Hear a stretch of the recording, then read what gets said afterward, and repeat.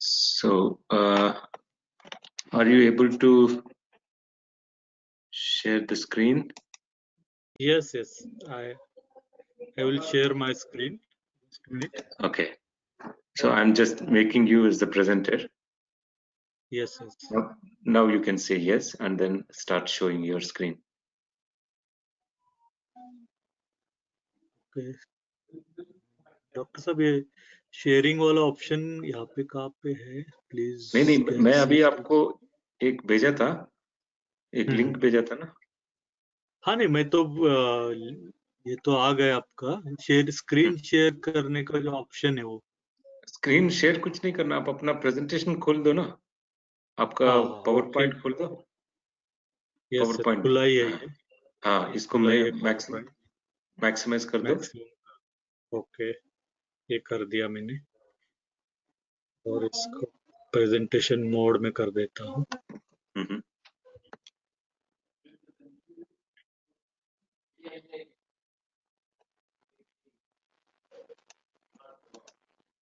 Just minute.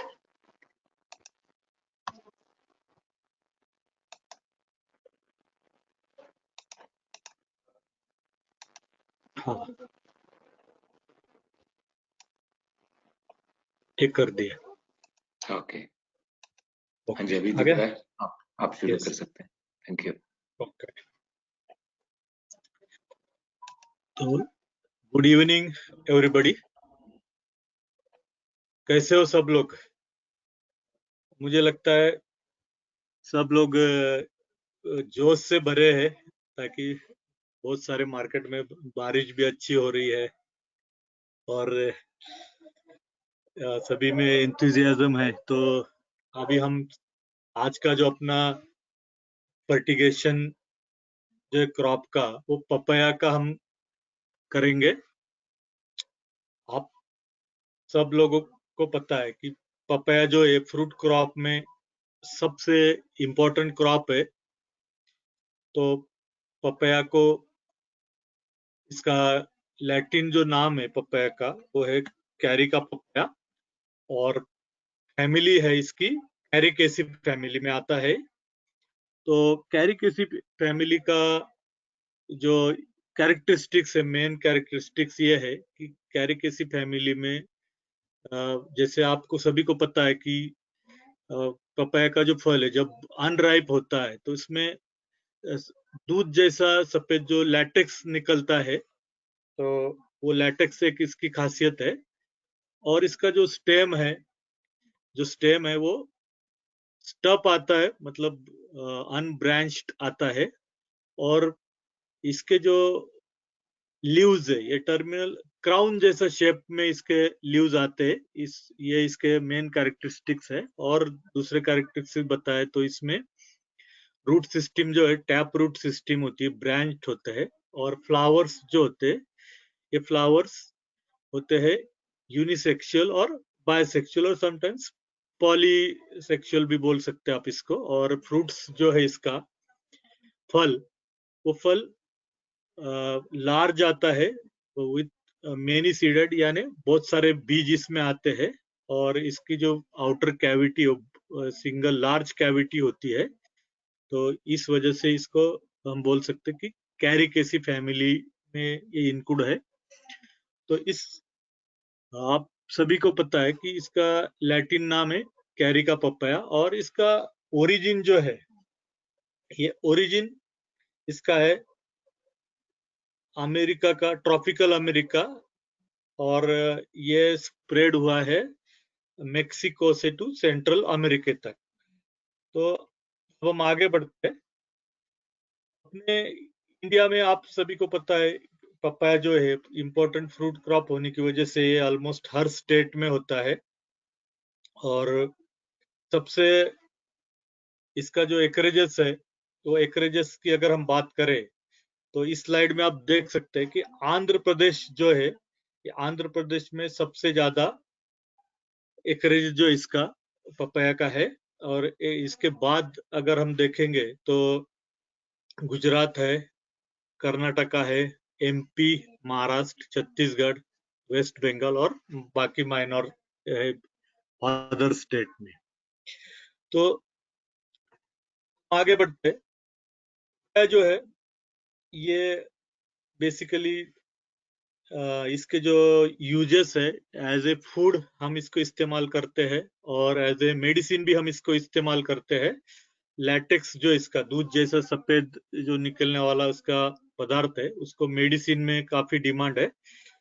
तो इसकी जो न्यूट्रिटिव वैल्यू है, न्यूट्रिटिव वैल्यू हाई होने की वजह से इसमें आप देख सकते हैं बहुत सारे इसमें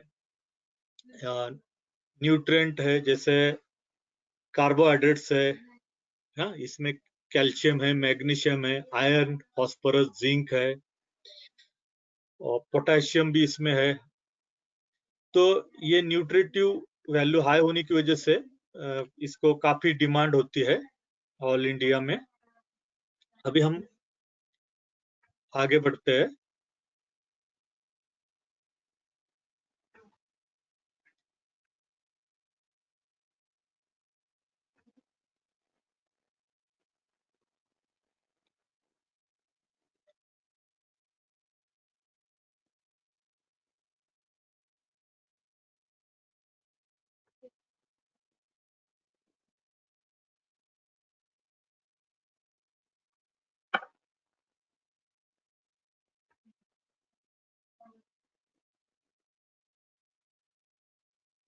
हेलो डॉक्टर सत्या, हाँ जी, ये स्लाइड आगे नहीं बढ़ रहा है कुछ। करिए, दोबारा करिए। आपका यस, भी पपाया न्यूट्रिटिव वैल्यू दिख रहा है। हाँ वही मैं आगे बढ़ रहा हूँ।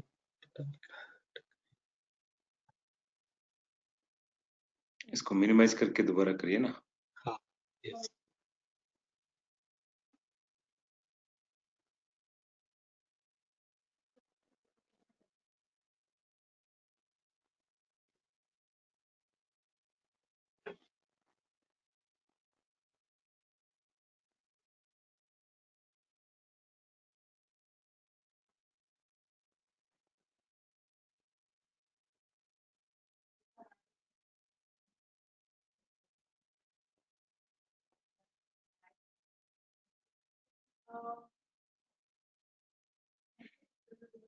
यस, हाँ।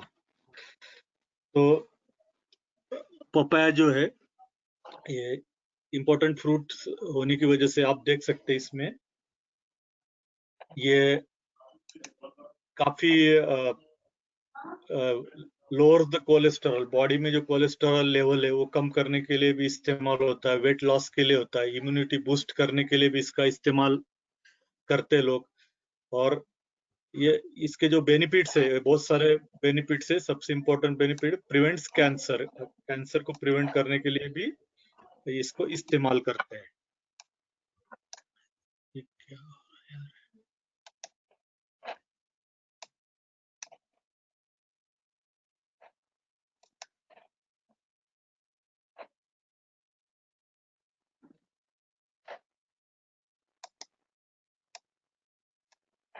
नहीं हो रहा है। ये आगे नहीं बढ़े, कुछ तो गड़बड़। मैं शेयर करूं आपके पास मेरा, आप, आपका प्रेजेंटेशन मेरे पास भी है। हाँ, आप शेयर कर दीजिए ताकि ये आगे नहीं बढ़ रहा है डॉक्टर साहब।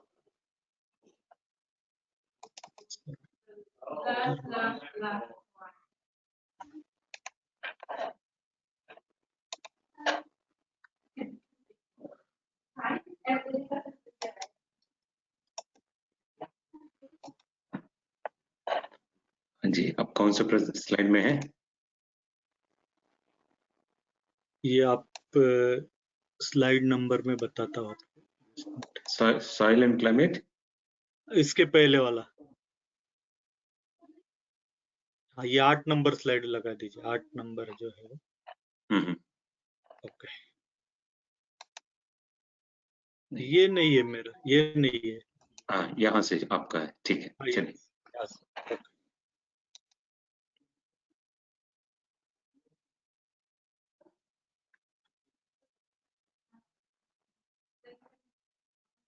जस्ट मिनट डॉक्टर साहब।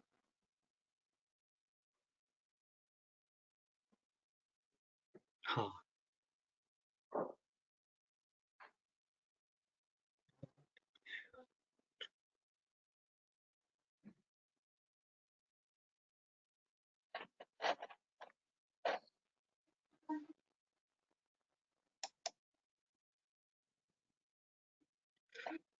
हाँ, तो आगे बढ़ते हैं हम लोग। Sorry for the interruption. Soil और क्लाइमेट के बारे में बात करेंगे। पपाया को जो है सैंडी लोम जो सॉइल है विथ गुड ड्रेनेज, मतलब पानी रुकना नहीं है बिल्कुल भी। इस मिट्टी में जो है पपाया बहुत अच्छी तरह से आता है। और इसका जो पीएच है वो पीएच अगर 6 से लेके 6.5 तक अगर मिट्टी का पीएच है तो इस मिट्टी के पीएच में पपाया काफी अच्छा होता है। हेवी ब्लैक कॉटन जो सॉइल है, हेवी ब्लैक कॉटन सॉइल में आप इसको अवॉइड कीजिए, इसको आप मत लगाइए। तो नेक्स्ट स्लाइड डॉक्टर साहब। यस। ओके।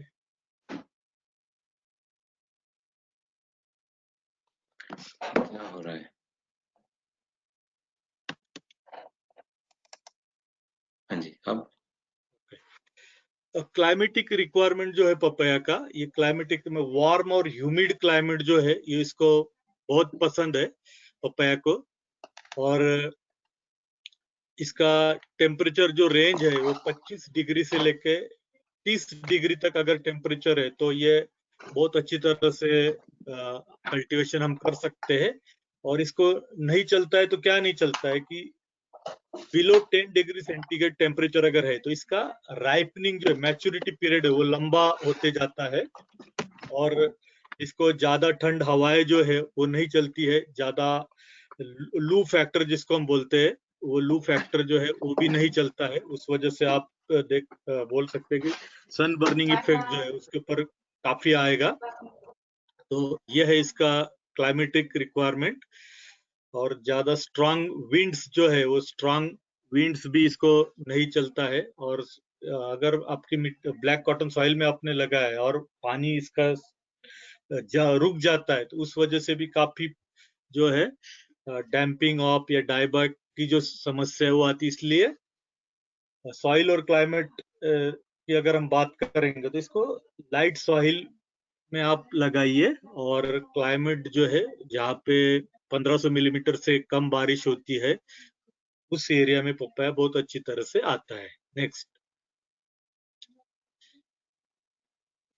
अभी इसका हम अगर स्पेसिंग की बात करेंगे तो कौन से क्या अंतर रखे इसको, तो पपाया में आइडियल जो डिस्टेंस है वो 1.8 मीटर बाय 1.8 मीटर है। इसको अगर हम फुट में भी कन्वर्ट करेंगे तो 6 बाय 6 फीट के डिस्टेंस पे जो है ये सैंडी लोम सॉइल में आप लगा सकते हैं। अगर आपकी मिट्टी ब्लैक सॉइल है तो ब्लैक सॉइल में आप इसका जो डिस्टेंस है आपको बढ़ाना पड़ेगा।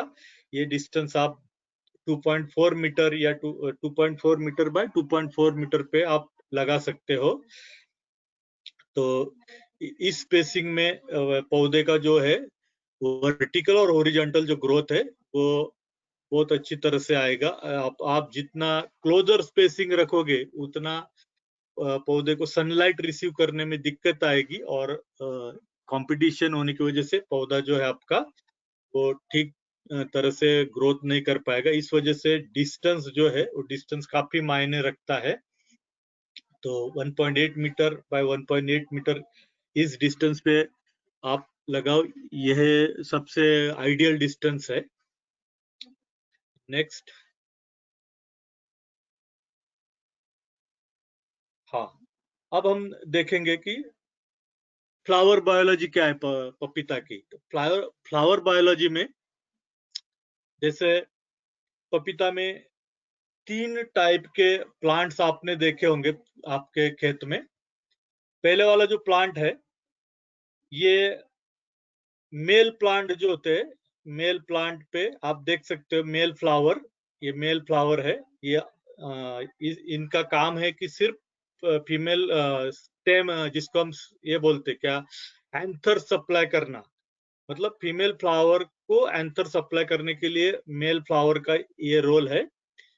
फीमेल फ्लावर जो है, ये फीमेल फ्लावर में मेल पार्ट नहीं होता है, इसलिए ये नॉर्मली ये क्रॉस पॉलिनेशन इसमें सबसे ज्यादा होता है। क्रॉस पॉलिनेशन ही रहेगा इसमें फल बनने के लिए। और हार्मोप्रोडाइट जो फ्लावर है, हार्मोप्रोडाइट फ्लावर यानी इसको हम बोल सकते हैं नर मादा फ्लावर। इसमें तो नर पार्ट भी है और फीमेल पार्ट भी है, दोनों पार्ट इसमें है। तो इसको क्रॉस पॉलिनेशन की जरूरत नहीं आती है, ये अपने आप खुद ही इसका खुद के जो एंथर से वो इस्तेमाल करके ये फ्रूट सेटिंग जो इसमें हो जाता है। नेक्स्ट,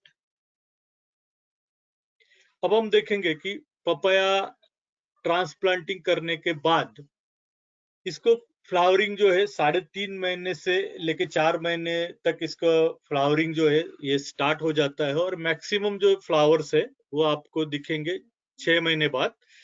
तो जैसे मैंने आपको बताया कि इसमें आपको मेल प्लांट जो है, वो मेल प्लांट की जो संख्या है वो आपको मेंटेन करना पड़ेगा। इसलिए मेंटेन करना पड़ेगा कि गुड पॉलिनेशन हो, इसलिए मिनिमम 10% जो प्लांट है वो आपको रखना है मेल प्लांट, और बाकी का एक्सेस जो प्लांट है वो निकाल डालना है। तो इसमें मेल प्लांट का रोल एक ही है कि जो फीमेल फ्लावर्स है उसको जो एंथर्स चाहिए, वो एंथर्स कहाँ से मिलेंगे, तो ये मेल प्लांट से आपको मिलेंगे। इसलिए ज्यादा मेल प्लांट रखने की जरूरत नहीं है। तो इसका मिनिमम जो रेशो है 10% अगर हम रखते हैं टोटल अपने प्लांट के हिसाब से, अगर हम कैलकुलेट करें तो 10% सफिशिएंट है। तो इसमें मेल प्लांट जो है वो मेनली अंतर सप्लाई का ही काम करेंगे। तो आपका फ्लावर ड्रॉपिंग की जो समस्या है वो भी नहीं आएगी और फल सेटिंग जो अच्छी तरह से होगा। नेक्स्ट, अब हम न्यूट्रिएंट मैनेजमेंट की बात करेंगे। न्यूट्रिएंट मैनेजमेंट में हम देखते हैं कि नाइट्रोजन, फास्फोरस और पोटैश, इसका जो रिक्वायरमेंट है, ये रिक्वायरमेंट है नॉर्मली आप देख सकते हैं कि जैसे ये जो हमने स्लाइड लिया, ये लिया है सेग्वेकर करके जो है एग्रोनॉमिस्ट, उनका है 2019 का। तो इसमें उन्होंने नाइट्रोजन, फास्फोरस, पोटैश का जो रिक्वायरमेंट है, नाइट्रोजन 250 ग्राम, फास्फोरस 250 ग्राम और पोटेशियम जो है वो 500 ग्राम पर प्लांट रिक्वायरमेंट है। तो आप देख सकते हो कि नाइट्रोजन फास्फोरस के कंपैरिजन में पोटेशियम का जो रिक्वायरमेंट है वो हाई है। और इस हिसाब से अगर हम देखेंगे तो 309 केजी नाइट्रोजन, 250 के करीब फास्फोरस और 460 के करीब पोटेशियम जो है पर एकड़ की इसकी रिक्वायरमेंट है। नेक्स्ट, अब हम देखेंगे कि ये जो नाइट्रोजन, फास्फोरस, पोटेशियम का पर एकड़ का जो न्यूट्रिएंट का डिस्ट्रीब्यूशन है वो कैसे करना है। तो अलग अलग अकॉर्डिंग टू ग्रोथ स्टेजेस, पौधे का ग्रोथ स्टेज क्या है वो हिसाब से हमें खाद का जो डिस्ट्रीब्यूशन है वो करना है। जैसे शुरू में जो हम बेसल जो डोज एप्लीकेशन करते हैं, तो बेसल डोज में जो है ये कुछ पार्ट ऑफ आपका नाइट्रोजन जाएगा। फॉस्फोरस जो ऑलमोस्ट वो भी आप ऑलमोस्ट 50% डाल सकते हो, और पोटेशियम जो है वो 25%। तो इससे डिस्ट्रीब्यूशन जो है, जैसे नाइट्रोजन शुरू में ट्रांसप्लांटिंग से लेके फ्लावर इमर्जेंस तक आपका नाइट्रोजन 50% जाना चाहिए, फॉस्फोरस ये भी 50% जाना चाहिए, और पोटेशियम जो है ये पौधे को लेट लगता है, इस वजह से पोटेशियम जो है शुरू में कितना जाना चाहिए, 25% जाना चाहिए। फिर फ्लावरिंग से लेके पहली तुड़ाई जो होती है फलों की, वहां तक आपको जरूरत क्या है, नाइट्रोजन जो है 25% नाइट्रोजन चाहिए, पोटेशियम जो है ये भी 25% चाहिए, और फास्फोरस 25% चाहिए, और पोटेशियम जो है वो भी 25% चाहिए। तो यहाँ आप देख सकते हैं कि नाइट्रोजन, फास्फोरस और पोटेशियम जो ये तीनों जो है ये इक्वल लेवल में पौधे की डिमांड है। इसके बाद पहली तुड़ाई से लेके आखिरी तुड़ाई तक यहाँ आपको जो डिस्ट्रीब्यूशन है खाद का, वो नाइट्रोजन है 25%, फास्फोरस 25% और पोटेशियम जो है 50% है। मतलब 50% रिक्वायरमेंट क्यों है कि पोटैश जो है किस लिए लगता है कि मैच्योरिटी के लिए लगता है, मैक्सिमम साइज के लिए लगता है। इस वजह से पोटैश का जो रिक्वायरमेंट है ये ग्रोथ स्टेज के अनुसार लास्ट स्टेज जो है मैच्योरिटी स्टेज और फ्रूट डेवलपमेंट स्टेज में ये जो पोटेशियम का रिक्वायरमेंट है सबसे हाईएस्ट है। इस वजह से हमने 50% जो है पोटेशियम यहाँ पे रखा हुआ है। Next, hello, yes. अब हम हमारा K+S का जो फर्टिगेशन शेड्यूल है, ये फर्टिगेशन शेड्यूल हमने यहाँ पे दिया हुआ है। तो शुरू में जमीन तैयार करते वक्त आपको गोबर का जो खाद है, ये वेल डिकम्पोज्ड गोबर का जो खाद है अच्छी तरह से सड़ा हुआ, ये 10 मेट्रिक टन पर एकड़, और उसके साथ में देना है सिंगल सुपर फॉस्फेट करीब 600 किलो। तो ये उसी टाइम में जमीन तैयार करते वक्त सिंगल सुपर फॉस्फेट ब्रॉडकास्टिंग करना है। वो इसलिए करना है कि यूनिफॉर्म सभी खेत में वो फैल जाए अच्छी तरह से। इसके बाद जैसे हम पौधा लगाते हैं, ट्रांसप्लांटिंग करते हैं, तो ट्रांसप्लांटिंग करने से पहले हम एक आधे फीट का गड्ढा बना के और उस गड्ढे में जो सीडलिंग लगाते हैं, तो सीडलिंग लगाने से पहले उसमें DAP 100 kilo, muriate of potash 50 kilo, Neem cake जो है ये 300 किलो, साथ में मैग्नीशियम सल्फेट 25 किलो और माइक्रोन्यूट्रिएंट जो है ये 20 किलो पर एकड़ ये बेसल में एप्लीकेशन करना है। इसके बाद ये आपने एप्लीकेशन कर दिया, इसके बाद और एक बेसल डोज की जरूरत कब आएगी? ये जरूरत आएगी जैसे आपका पौधे में फ्लावरिंग स्टार्ट हो गया, फ्लावरिंग स्टार्ट होने के बाद फ्रूट सेटिंग हो गया, तो 180 दिन के करीब आपको और एक डोज बेसल डोज देना है। और उस डोज में आपको क्या देना है? Ammonium sulphate 50 kilo, di ammonium phosphate यानी डीएपी जिसको हम 1846 बोलते हैं वो 100 केजी, और म्यूरेट ऑफ पोटैश जो है वो भी 100 केजी देना है। तो ये डोज जब देंगे उस टाइम में पौधे की ज्यादा डिमांड क्या होती है? उस टाइम में डिमांड होती है फास्फोरस की डिमांड ज्यादा होती है, पोटेशियम की भी डिमांड ज्यादा होती है, तो उसको हम बेसल डोज के द्वारा दे सकते हैं। अब हम ड्रिप फर्टिगेशन शेड्यूल देखते हैं। नेक्स्ट, ड्रिप फर्टिगेशन शेड्यूल जो है हमारा, ये बनाया हमने उसके वृद्धि अवस्था के अनुसार बना है। मतलब पौधे का क्रॉप स्टेज क्या है उस अनुसार हमने बनाया है। तो जैसे आपने शुरू में पौधा ट्रांसप्लांटिंग कर दिया खेत में, तो शुरू का जो 1 महीना है, 1 महीने में आपको ड्रिप फर्टिगेशन देने की जरूरत नहीं। इसलिए देने की जरूरत नहीं ताकि पौधा अपने आप को इस्टेब्लिश करता है, अपने आप को स्थापित करता है खेत में, और उस स्थापित करने के बाद जड़ों का बनना चालू होता है। तो जड़ जैसी जड़ बन जाएगी उसके बाद आपको 30 दिन के बाद ड्रिप फर्टिगेशन शेड्यूल जो है वो स्टार्ट करना है। तो इस ड्रिप फर्टिगेशन शेड्यूल में बेसिकली आपकी डिमांड क्या रहेगी पौधे की? जैसे इस्टेब्लिशमेंट स्टेज यानी ट्रांसप्लांटिंग करने के बाद पौधा जड़ों का विकास करेगा, उसके बाद में वर्टिकल ग्रोथ भी करेगा। इस अवस्था में हाई नाइट्रोजन रिक्वायरमेंट रहेगी, लो फास्फोरस रिक्वायरमेंट रहेगी, और पोटेशियम भी लो रिक्वायरमेंट रहेगी, और साथ साथ में क्या रहेगा?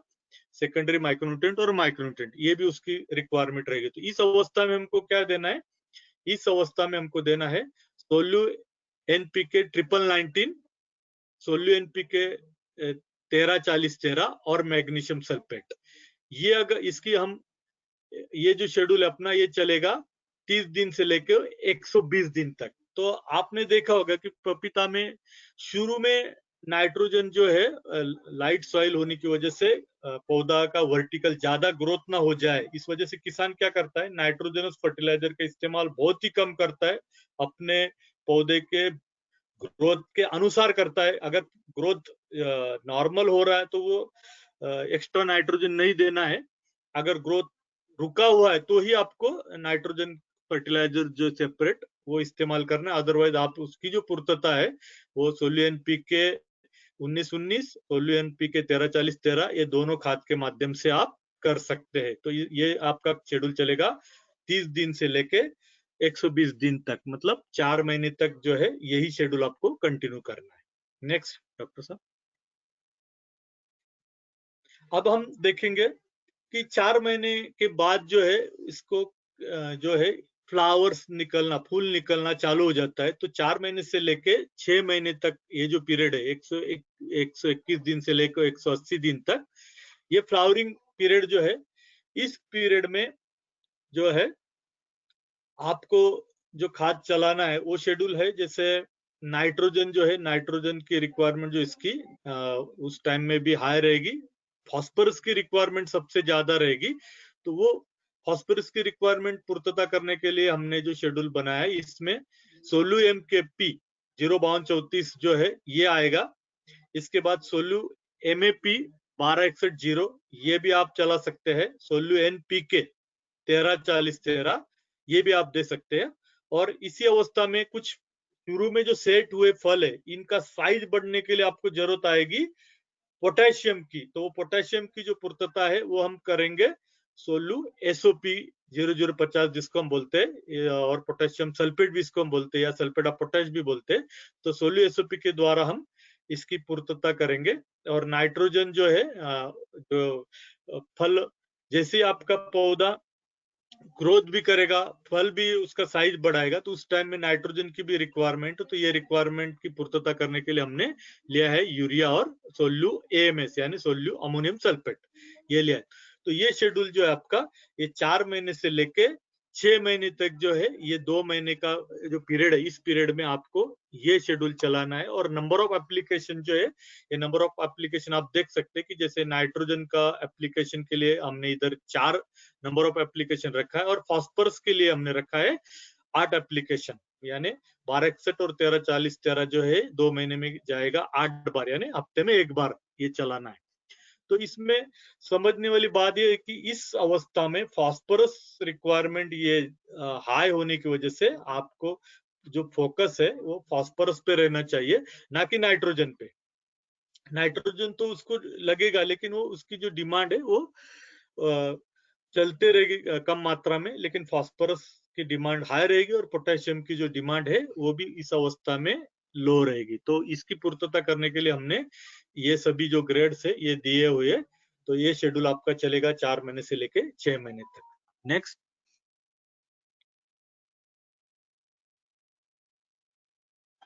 अब हम आगे बढ़ते हैं। जैसे 6 महीने से लेके 240 दिन तक, इसको हम बोलते हैं प्री मैच्योरिटी स्टेज, यानी फ्रूट डेवलपमेंट स्टेज भी हम बोल सकते हैं।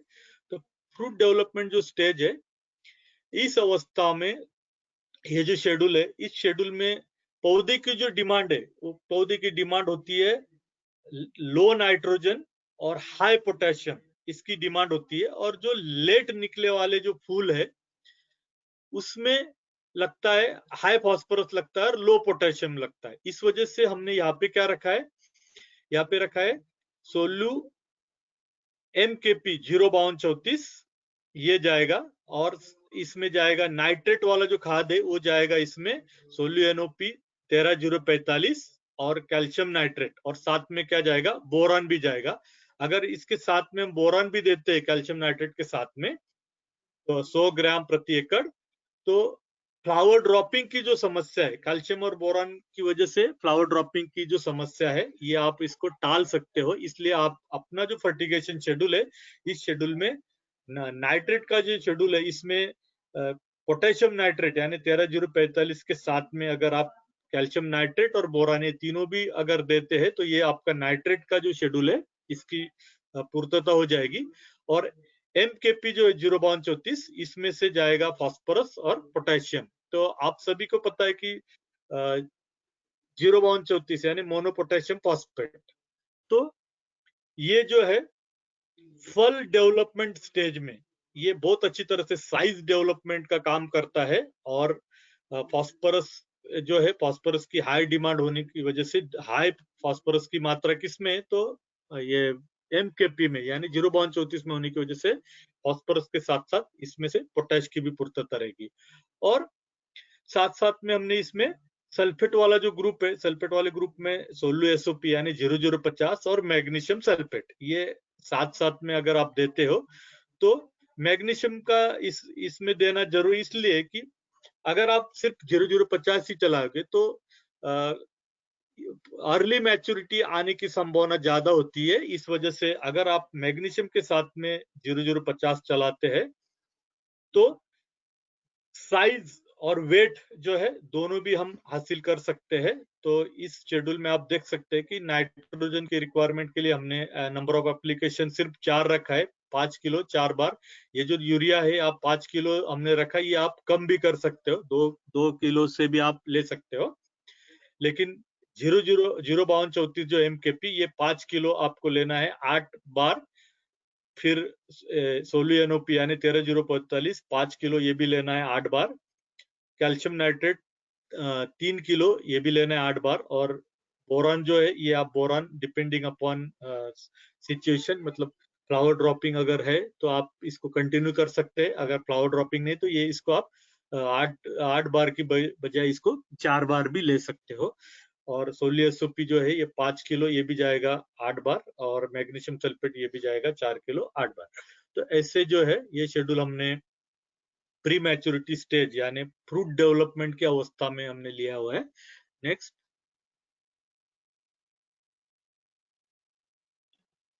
अब अगली वाली जो अवस्था है ये मैच्योरिटी स्टेज या इसको हार्वेस्टिंग स्टेज ही बोलते हैं।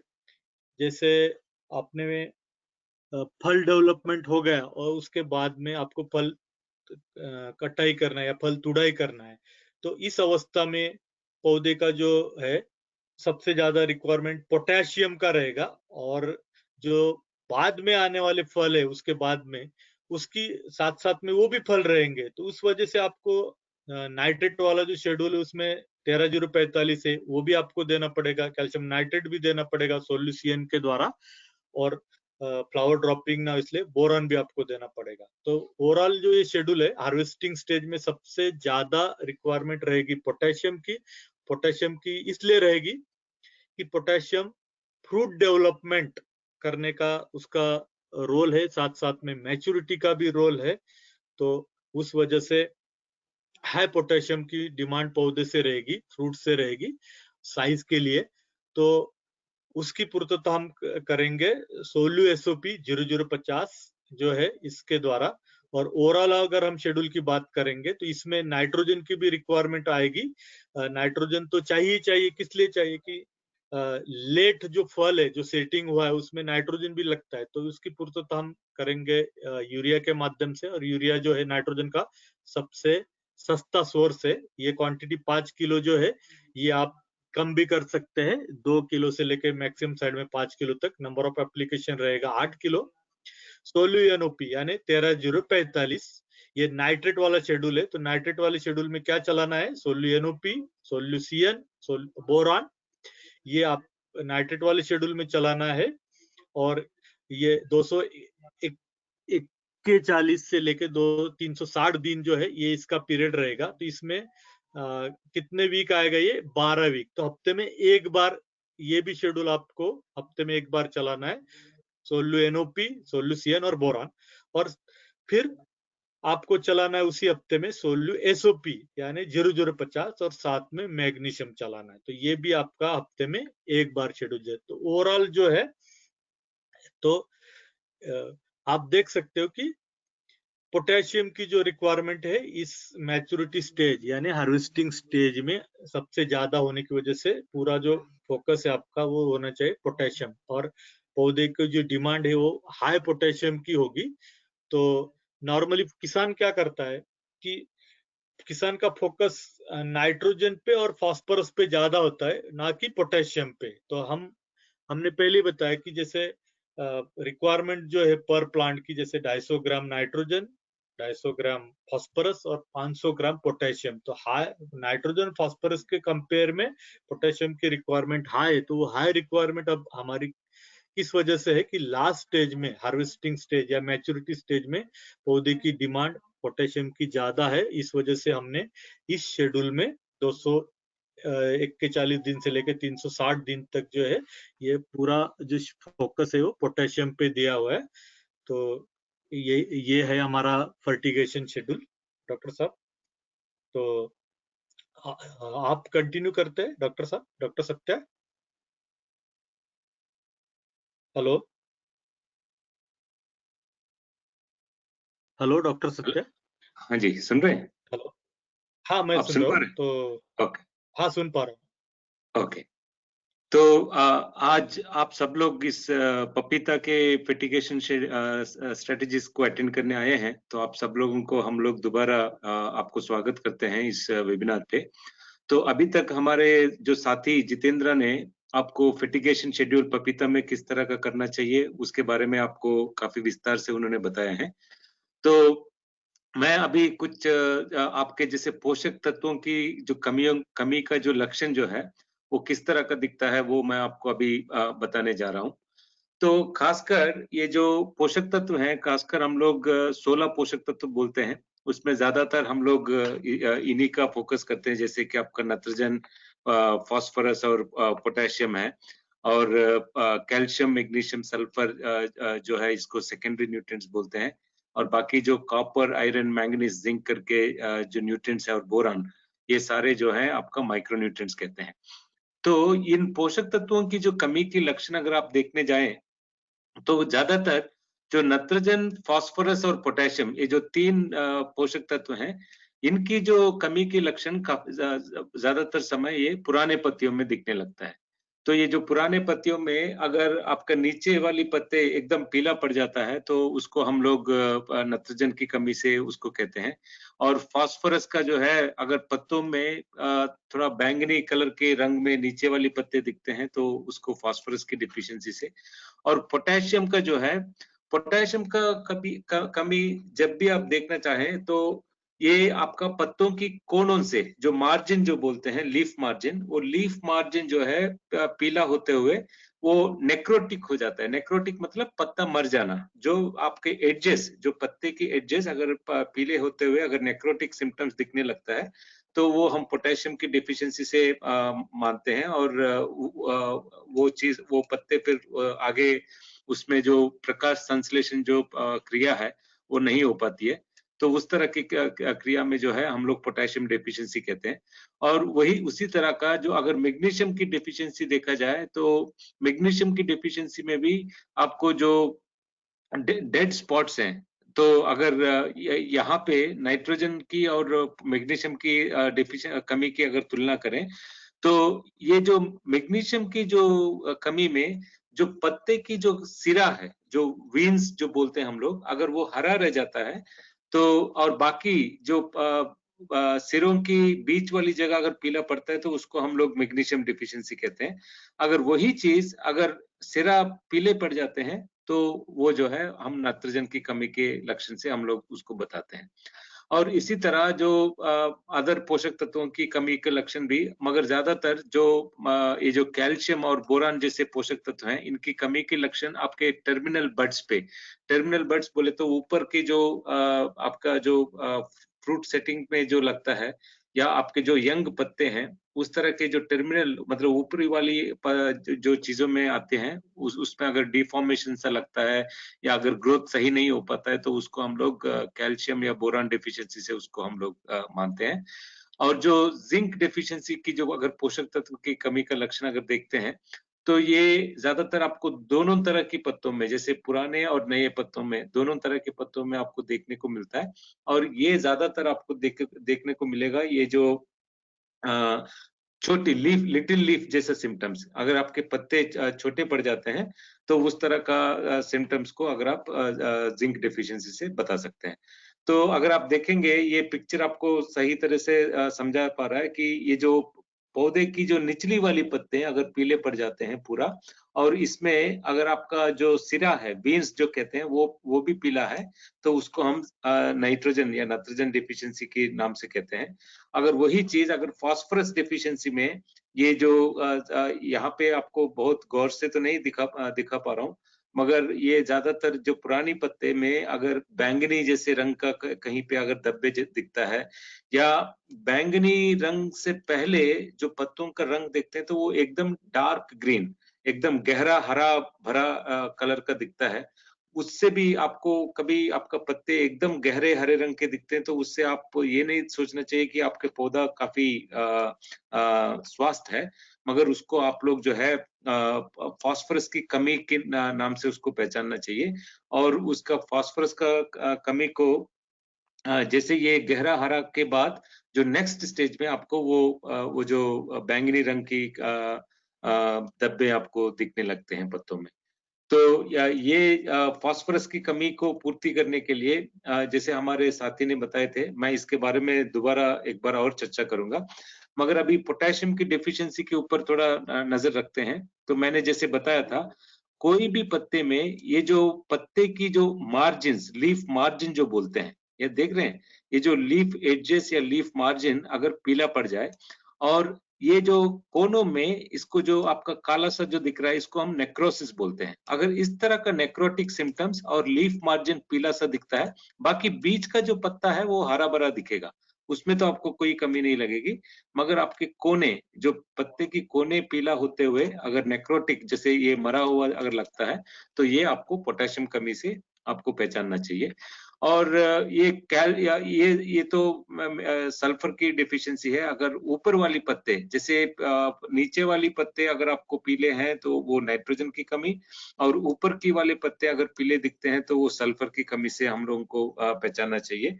और मैंने जो बताया था, ये जो नाइट्रोजन की कमी और मैग्नीशियम की कमी के बीच में एक ही अंतर है कि आप यहाँ पे जो सिरा देख रहे हैं, जो वीन, अगर वीन हरा रहता है और बाकी जो पत्ता पूरा पीला पड़ जाता है, वो मैग्नीशियम की डिफिशियंसी। अगर वही चीज अगर ये सिरा भी पीला और पूरा पत्ता भी पीला, तो वो नाइट्रोजन की कमी है। तो ये चीज आपको देखने को मिलेगा। और ये सल्फर की डिफिशियंसी मैंने आपको पहले भी बताया था। और जो जिंक की कमी मैं आपको बताया था कि लिटिल लीफ, मतलब आपके पत्ते जो हैं छोटे-छोटे रह जाते हैं, वो आगे बढ़वार नहीं होता उसमें, और वो एकदम क्लम्प्स जैसा एकदम इकट्ठा दिखने लगता है। तो उस तरह के सिम्पटम को हम लोग जिंक की कमी से हम लोग पहचान सकते हैं। और ये जो बोरान की कमी अगर आप देख पा रहे हैं, ये भी टर्मिनल बड्स में मैं बताया था, जैसे कैल्शियम और बोरान की डिफिशियंसी ज्यादातर ये टर्मिनल ऊपर वाली पत्तों में दिखता है। तो ये देखिए, आपका जो ये पत्ते जो हैं छोटे-छोटे सा रह गया, और ये डिफॉर्म्ड लीव्स हैं, है ना? इसका पूरा ये जो पत्ते का विकसित अच्छी तरह से नहीं हो पाया, और इसकी जो फलों की जो विकसित है वो भी अच्छी तरह से नहीं होके, अगर ये इस तरह का डिफॉर्म्ड शेप में, छोटे शेप में इस तरह का दिखता है, तो ये आप बोरान की कमी के लक्षण के साथ इसको जुड़ना चाहिए। और जो इंटरवीनल क्लोरोसिस कहते हैं आयरन डिफिशियंसी का, तो ये आयरन डिफिशियंसी आपको अगर आप देखते हैं तो इसका सिरे सारे हरे रहते हैं, और इसका जो सिरों की जो बीच वाला जगह जो है वो पूरा पीला या कभी-कभी ये सफेद जैसे भी हो जाता है, उसको हम इंटरवीनल क्लोरोसिस कहते हैं। मगर आप लोगों को एक बात मैं आपको बताऊंगा कि जो आयरन डिफिशियंसी की कमी ज्यादातर हमारे मिट्टियों में ज्यादातर नहीं होता, क्योंकि मिट्टियों में तो नहीं है, मगर ये होता किस लिए? अगर आपका मिट्टी काफी समय तक सूखा रह जाता है, सूखा रह जाना मतलब क्या हुआ कि आपका अगर आयरन की पोषक तत्व की देखते हैं तो ये पौधा Fe2+ के रूप में लेता है। Fe2+ मतलब उसको हम रिड्यूस्ड आयरन कहते हैं। और जब जब तक आपका मिट्टी या आपका जो जमीन जो है गीला रहता है, या मॉइस्चर रहता है, तो उसमें आयरन जो है रिड्यूस्ड फॉर्म में Fe2+ में रह के वो पौधे को उपलब्ध होने के रूप में वो आपको उपलब्ध होता है। मगर वही चीज जैसे ही आपका पौधा सूखने लगता है या आपका जमीन सूखने लगता है, तो ये जो आयरन है ये Fe2+ के बजाय ये Fe3+ ऑक्सीडाइज्ड फॉर्म में बदल जाता है, और ये पौधा ले नहीं पाता।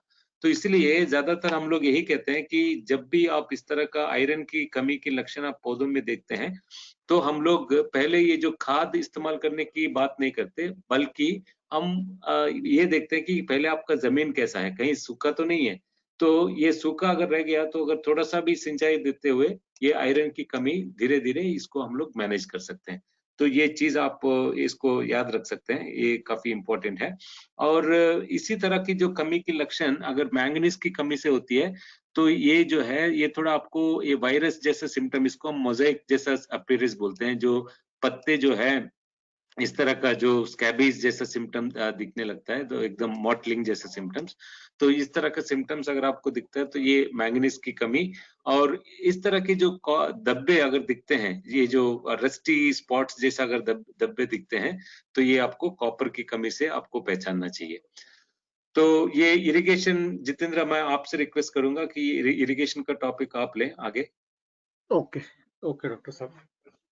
तो दोस्तों, अभी आप खेत में जैसे पौधे का ट्रांसप्लांटिंग करते हैं, उसके बाद हम उसको लैटरल जो है, ड्रिप का लैटरल वो इंस्टॉलेशन करते हैं, और ड्रिपर जो है अलग अलग डिस्चार्ज वाले ड्रिपर अपने खेत में हम इंस्टॉल करते हैं। तो ड्रिपर का जो डिस्चार्ज है नॉर्मली, वो इनलाइन अगर ड्रिपर है तो 2 लीटर का डिस्चार्ज होता है, और आउटलाइन अगर ड्रिपर है तो वो 4 लीटर से लेके 8 लीटर तक उसका डिस्चार्ज होता है। तो हम पानी कैसे निकालेंगे? तो पानी कैसे देना है, पानी की मात्रा कैसे देना है? तो पानी की मात्रा जो है वो पौधे की ग्रोइंग स्टेज, कौन सी अवस्था है, वो अवस्था को सामने देखते हुए हमको देना है। जैसे अभी मान के चलिए गर्मी का सीजन है, मार्च अप्रैल मई है, तो मार्च अप्रैल मई में आपने देखा होगी इवेपो ट्रांसपिरेशन यानी बाष्पीकरण जो है पानी का, उसका जो रेट है वो हाई रेट होता है। तो वो देखते हुए, और क्या देखेंगे हम कि जैसे बाष्पीभवन कितना रेट हो रहा है, और पौधे का जो कैनोपी है यानी पौधे का कितना एरिया उसने खेत में आपका एक्वायर किया है, जैसे 30% एक्वायर किया है या 40% उसने एक्वायर किया है। तो ये हम ध्यान में रखते हुए अगर हम देखेंगे तो इस स्लाइड में हमने जैसे दिया है कि वाटर रिक्वायरमेंट ये यानी क्या है कि यहाँ पे ट्रांसपिरेशन रेट है, ये बी जो है ये बाष्पीभवन पात्र का गुणांक है, बाष्पीभवन पात्र गुणांक बोलते इसको, ये 0.7 हमने लिया हुआ है। और सी जो है ये इसका क्रॉप एरिया लिया हुआ है, और 0.25 जो है ये इसका हमने लिया है, क्रॉप फैक्टर लिया हुआ है। तो ये अगर हम टोटल मारे करेंगे इसका, तो ये आता है 2.6 mm यानी मिलीमीटर। इसको 4000 से अगर हम लीटर से गुना करते हैं तो ये आता है 10,400 लीटर पर डे पर एकड़। तो अगर हम पर प्लांट के हिसाब से भी अगर इसको हम करेंगे तो ये आता है 12.6 लीटर पर डे पर प्लांट। ये हो गई इसकी वाटर रिक्वायरमेंट। तो वाटर रिक्वायरमेंट जो है पौधे का स्टेज, ग्रोइंग स्टेज कौन सा है वो हिसाब से, और कौन सा महीना अभी करंटली चल रहा है, जैसे मार्च है अप्रैल है, तो जैसे आपका यहाँ पर ट्रांसपिरेशन रेट आपका बढ़ते जाएगा और क्रॉप कैनोपी जो है, क्रॉप एरिया बढ़ते जाएगा, वैसे आपका क्रॉप वाटर रिक्वायरमेंट जो पौधे का वो भी बढ़ते जाएगा। अगर फ्रूटिंग स्टेज में, तो फ्रूटिंग स्टेज में भी पानी का जो रिक्वायरमेंट है वो बढ़ते जाएगा। तो इतना ही था मेरी तरफ से। डॉक्टर साहब कंटिन्यू कीजिए। हाँ जी, तो ये हमारा जो केप्लेसिस की जो सोल्यू फैमिली का जो पोर्टफोलियो है, इसमें अपने प्रोडक्ट्स के बारे में तो हमारे साथी आपको शुरू से आपको बताई ही है। तो इसमें ज्यादातर ये जो हमारे जो वाटर सॉल्युबल की जो प्रोडक्ट्स हैं, इसमें जैसे 19-19-19 और 13-40-13, ये जो है ये एनपीके की फैमिली से आते हैं। अगर आपको जो शुरुआत के जो वनस्पतिक व्यवस्था में आपको फर्टिगेशन में अगर देना है तो सोल्यू एनपीके, और उसी तरह जब आपको फास्फोरस की रिक्वायरमेंट, जब पौधे को जैसे फ्लावरिंग आने लगता है, मतलब आपके प्लांटिंग के 4 महीने के आसपास जब फास्फोरस की रिक्वायरमेंट ज्यादा रहता है, उस समय जो सोल्यू एनपीके 13-40-13 और जो 12-61 जो एमएपी है, और जो एमकेपी मोनो पोटेशियम फॉस्फेट जो 052-34, तो इस तरह के जो फास्फोरस के जो भरपूर फास्फोरस खादें जो हैं, घुलनशील खादें, इनको आप इस्तेमाल कर सकते हो। और जब पोटेशियम की रिक्वायरमेंट जब ज्यादा होता है, तो उस वक्त जो पोटेशियम की खादें हैं, सोल्यू एनओपी 13-0-45 और जो एसओपी है 00-50, और इस तरह का खादों का इस्तेमाल आपको करना चाहिए। तो मैं आपको एक बात बताऊं कि ये जो 13-0-45 और जो 00-50, इन दोनों में क्या अंतर है कि आपको जो पौधे में जब फ्रूट डेवलपमेंट स्टेज होता है, उसमें जब आपका फ्रूट में आपका अच्छा सा भरपूर शुगर एक्युमुलेशन होके उसका जो भरपूर फिलिंग के लिए हम लोग जो फ्रूट डेवलपमेंट की शुरू वाली व्यवस्था में हम लोग 13-0-45 जैसे खादों के इस्तेमाल करते हैं, और वही चीज जब वो उसका राइपनिंग की स्टेज में आने लगता है, तो ये 00-50 जैसा खाद का इस्तेमाल करना चाहिए। और साथ ही हमारे पास जो एएमएस है, अमोनियम सल्फेट, जो ये जो 21% नाइट्रोजन और 23% सल्फर वाला जो ये इस खाद को भी ये हमारा ये ऐसे एक ही घुलनशील खाद है जो मतलब आपको वाटर सॉल्युबल कैटेगरी में जो दिया जा रहा है, अमोनियम सल्फेट। तो इसमें ये शुरुआत की जो फसल की जो वानस्पतिक व्यवस्था से लेके आपका जो फ्लावर फॉर्मेशन या फ्रूट सेटिंग के आसपास तक, इसको ओवरऑल लंबे अवधि तक आप इस खाद को इस्तेमाल कर सकते हैं। और साथ ही कैल्शियम नाइट्रेट का प्रयोग तो आपको बताए थे कि इसमें कैल्शियम नाइट्रेट जो कीपिंग क्वालिटी, अगर आपके फ्रूट में जो छिलके की अच्छा सा थिकनेस, या ये लंबे समय तक आप इसको स्टोरेज में रखने के लिए या काफी देर इसको मार्केटिंग में चलाने के लिए कैल्शियम नाइट्रेट जैसे खादों को आप लोग लगातार इसका इस्तेमाल करते रहना चाहिए। तो ये जो एक एक खाद का डिटेल्स हम लोगों ने बताए हैं, तो इसको मैं दोबारा दोहराऊंगा नहीं, मगर हमारे जो वाटर सॉल्युबल खादे हैं जैसे 052-34, ये ज्यादातर आपके जो फ्रूट्स जो फ्रूट सेटिंग होने के समय से फ्रूट डेवलपमेंट के समय तक इसको अच्छा फास्फोरस और भरपूर पोटेशियम के लिए इस खाद को आप इस्तेमाल कर सकते हैं। और इसी तरह जो अमोनियम सल्फेट मैंने जो बताया था, ये ज्यादातर आपका जैसे हमारे जो महाराष्ट्र, गुजरात या छत्तीसगढ़ जैसे क्षेत्रों में जो मिट्टी की जो पीएच है, ये 7.5 के ऊपर है, उस तरह के क्षेत्रों में अगर अमोनियम सल्फेट जैसे खाद डालते हैं, तो ये अम्लीय खाद होने की वजह से ये आपका पीएच भी कम करता है, और साथ में पौधे को नाइट्रोजन और सल्फर सही मात्रा में पौधों को दिलाने में काफी सहायता करता है। तो ये वाटर सॉल्युबल अमोनियम सल्फेट को इस्तेमाल करना चाहिए। साथ ही जो मैंने बताया था कि जो फ्रूट डेवलपमेंट के इस आसपास जब शेड्यूल आप देने लगते हैं, तो ये 13-0-45 पोटेशियम नाइट्रेट का इस्तेमाल आप करना चाहिए। तो इससे जो है आपका जो अगर फ्रूट की मोटापा या फ्रूट की जो अच्छा पल्प बनने के लिए, या अगर फ्रूट में अगर शुगर की कंटेंट, शर्करा की मात्रा बढ़ाने के लिए, या टीएसएस की जो बोलते हैं आप, जिससे आपका पपीता में मीठापन या आपका अच्छा शुगर्स बनने के लिए और एसिडिटी को ऑप्टिमम रखने के लिए ये खाद आपको सहायता करता है। और इसी तरह जो मोनो अमोनियम फॉस्फेट जो 12-61 की जो खाद है, ये इस खाद को आप लोग जैसे ही जो प्लांटिंग से करीब 2.5-3 महीने के आसपास जब आपका जड़ों का व्यवस्था होने लगता है, तो उस समय ये 12-61 को आप यूज कर सकते हैं। और इसी तरह जो कैल्शियम नाइट्रेट है, जो कैल्शियम पौधों को उपलब्ध कराने में जो सहायता करता है, इस खाद को मैं कहता हूं कि हर महीने में कम से कम 2 या 3 बार कैल्शियम नाइट्रेट को अपना फर्टिगेशन में देते रहना चाहिए, ताकि जो है आपके पौधे में इसका जो शेल्फ लाइफ या स्टोरिंग कीपिंग क्वालिटी की जो तत्वों को अच्छा सा डेवलप करने में काफी सहायता करता है। और साथ ही ये जो कैल्शियम नाइट्रेट एक ऐसा खाद है जो पौधे में एक ही डायरेक्शन में ये मूव करता है। मतलब जैसे जमीन जड़ों से अगर पत्तों में चला गया तो पत्तों में ही रह जाता है, फिर पत्तों से ये फूलों में या फलों तक चल नहीं सकता। तो इसीलिए कैल्शियम नाइट्रेट को पूरा जो पपीता के पूरा समय काल में इसको महीने में, हफ्ते में 1 बार या 2 हफ्तों में 1 बार इस तरह का इसको लगातार चलाते रहना चाहिए। और सोल्यू एसओपी जो मैंने आपको बताया था, ये जब फ्रूट डेवलपमेंट या फ्रूट की जो पकने की जो समय होता है, उस समय अगर आप पोटेशियम और सल्फर के माध्यम से इसको देते हैं तो ये काफी आपको बढ़िया साबित करता है। तो इसके बाद ये जो बीमारियों के बारे में जितेंद्र आप बताएंगे? Yes yes yes.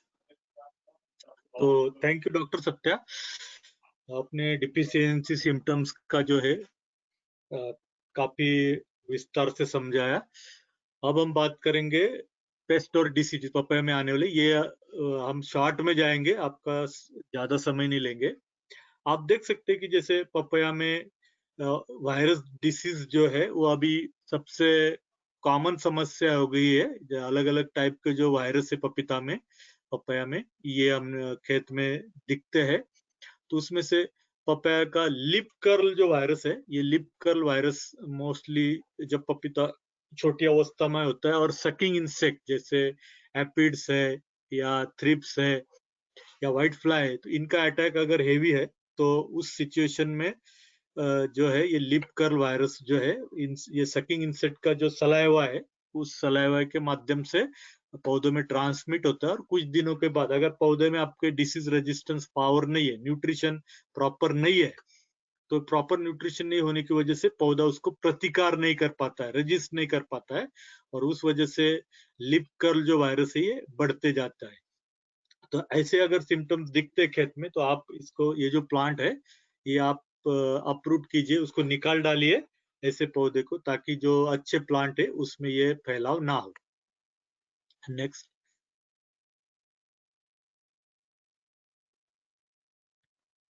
हेलो।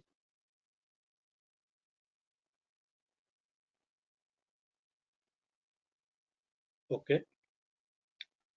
तो अगला जो है जैसे टॉपिक हार्वेस्टिंग और यील्ड है।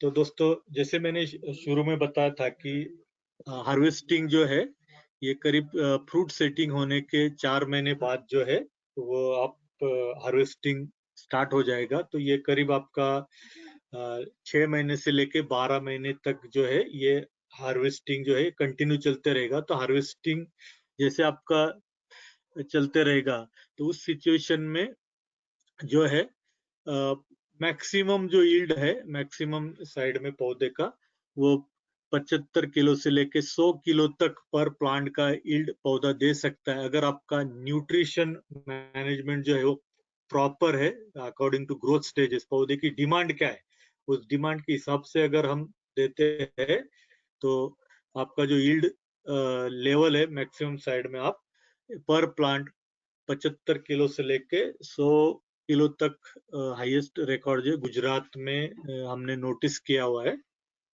तो ये होगा उसका यील्ड का। और मुझे लगता है कोई अगर अगला जो टॉपिक है, अगर किसी का सवाल है, क्वेश्चन और आंसर का रहेगा, किसी का सवाल है तो आप हैंड भी रेज कर सकते हैं या टाइप करके भी पूछ सकते हैं। तो डॉक्टर साहब कुछ चीजें जो है वो आपको बताएंगे अभी, डॉक्टर सत्या। हेलो। हाँ जी, सुन पा रहे हैं? हाँ सुन पा रहा हूँ। ओके। अभी एक्चुअली इस प्रेजेंटेशन के बाद मैं थोड़ा सा इसमें आपको कुछ चीजें बताना चाहूंगा। जो जैसे लास्ट सीजन हम लोग आपके मार्केट में जब हम लोग गए थे, मतलब तब कुछ हमारे जो साथी जैसे गुजरात के किसान और कुछ छत्तीसगढ़ के किसान जो है कुछ काफी क्वेश्चंस हम लोग को पूछ रहे थे। तो उसके लिए हम लोग यहाँ पे कुछ इंफॉर्मेशन इकट्ठा किए हैं, वो हम आपके साथ बताना चाहते हैं। खासकर जो पपीता की जो ग्रोइंग एनवायरनमेंट जो है, ये ट्रॉपिकल और सब ट्रॉपिकल कंडीशंस में इसकी खेती होती है। मतलब क्या हुआ कि ये जो टेम्परेचर जो है 25 से 30 डिग्री सेंटीग्रेड अगर ऑप्टिमम माना जाता है, और 16 से अगर कम टेम्परेचर तापमान गिर जाता है तो वो ये पपीता के लिए सही नहीं रहता। मतलब कहने का मतलब ये है कि अगर टेम्परेचर 10 डिग्री से कम, मतलब जहाँ पे ये ठंडा मौसम जैसे इलाकों में ये फिर नहीं चल सकता। और इसका एक कैलकुलेशन हम लोगों को ये रखना चाहिए कि अगर आपका पौधा स्वस्थ है, वो हम कैसे निर्धारण करते हैं कि ये कहा जाता है कि पपीता जो है हफ्ते में 2 पत्तों का विकसित होना चाहिए। अच्छा पूरा वेल डेवलप्ड लीव्स जो है, तो 2 पत्ते प्रति हफ्ता के हिसाब से इसका विकसित होनी चाहिए। और मैं आपको एक बात ये भी बता दूं कि पपीता में आप जितना भरपूर पैदावार और अच्छा क्वालिटी वाली फलों को अगर आप हार्वेस्ट करना चाहते हैं, तो आप इस बात को गौर रखिएगा कि पत्तों के ऊपर काफी ध्यान दीजिए। मैं देखता हूँ कि कभी-कभी मैं फील्ड में जाता हूँ तो कुछ किसान जो हैं, आपके हाथों में नीचे जो हाथ में आता है उसको, उस पत्तों को खींच देते हैं या निकाल लेते हैं। तो उस तरह का जब तक पत्ते अपने आप नहीं गिरते तब तक आप उसको निकालना नहीं चाहिए। उसका रीज़न क्या है मैं आपको बताता हूँ, है ना जी? मगर और इसमें हम लोग ये जो पोटेशियम के ऊपर इतना जो एम्फेसिस कर रहे हैं, उसका मेन रीज़न ये है कि अगर जैसे केला जैसे पौधों में क्या है कि ये पौधा जो है अपने अंदर खुराक को स्टोर करता है, स्टार्च को स्टोर करता है, और वो धीरे-धीरे सरफरा करता है जैसे अपना फूलों में या फलों में पत्तों से। मगर ये पपीता एक ऐसा पौधा है जिसमें ये खुराक जो है स्टार्च के रूप में लंबे समय तक नहीं रह सकता। तो इसीलिए इसका जो फर्टिलाइजेशन स्ट्रेटजी है या फर्टिगेशन स्ट्रेटजी है, ये पूरा फसल के समय पे इसको देना चाहिए। और खासकर ये जो इसका फ्लावरिंग और फ्रूटिंग के समय जो है, ये जो कार्बनिक पदार्थ जो है पत्तों से, ये फूलों में या फ्रूट्स में इसका संचालन होता रहना चाहिए।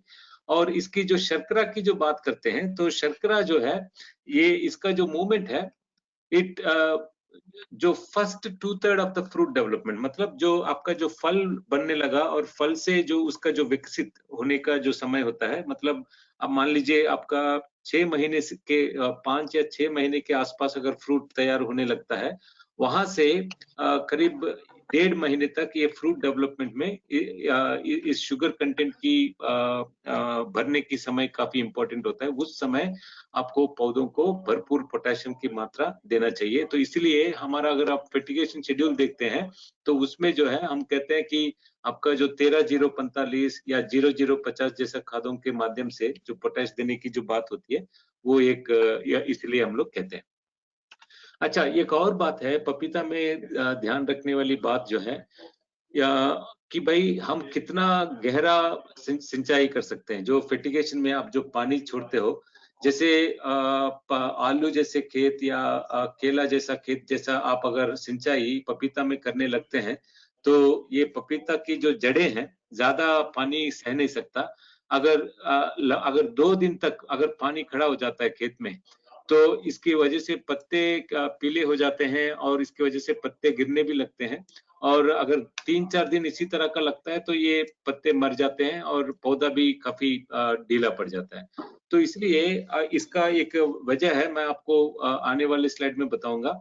मगर आप लोगों को एक बात ध्यान देना जरूरी है कि अगर पत्ता, मैं आपको शुरू में भी बताया था कि पत्तों के ऊपर गौर करिए, क्योंकि एक पत्ता ये 3 फलों को सपोर्ट करता है ना जी?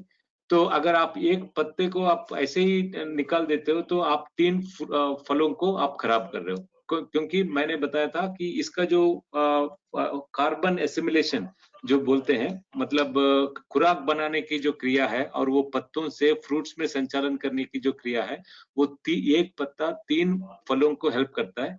तो इसीलिए आपका प्रयास यही होता रहना चाहिए कि आपका जैसे फूल आ गया और फल लगने लगा, उसका मतलब ये नहीं कि आप पत्तों के ऊपर ध्यान नहीं देंगे। तो कहने का मतलब ये है कि पपीता जैसे फसल में जो न्यूट्रिशन है एकदम बैलेंस्ड न्यूट्रिशन, एकदम समन्वित खाद्य प्रबंधन होनी चाहिए, जिसमें आपका जो वानस्पतिक बढ़वार पूरा फसल काल में एक ऑप्टिमल तरीके से करता रहना चाहिए, और जैसे फल आता है या जैसे फ्रूट बनने लगता है, उस वक्त फ्रूट पे ध्यान देते हैं और फलों पे ध्यान देते हैं, फूल पे ध्यान देते हैं, मगर उस समय आपका ध्यान पत्तों के ऊपर भी चलता रहना चाहिए।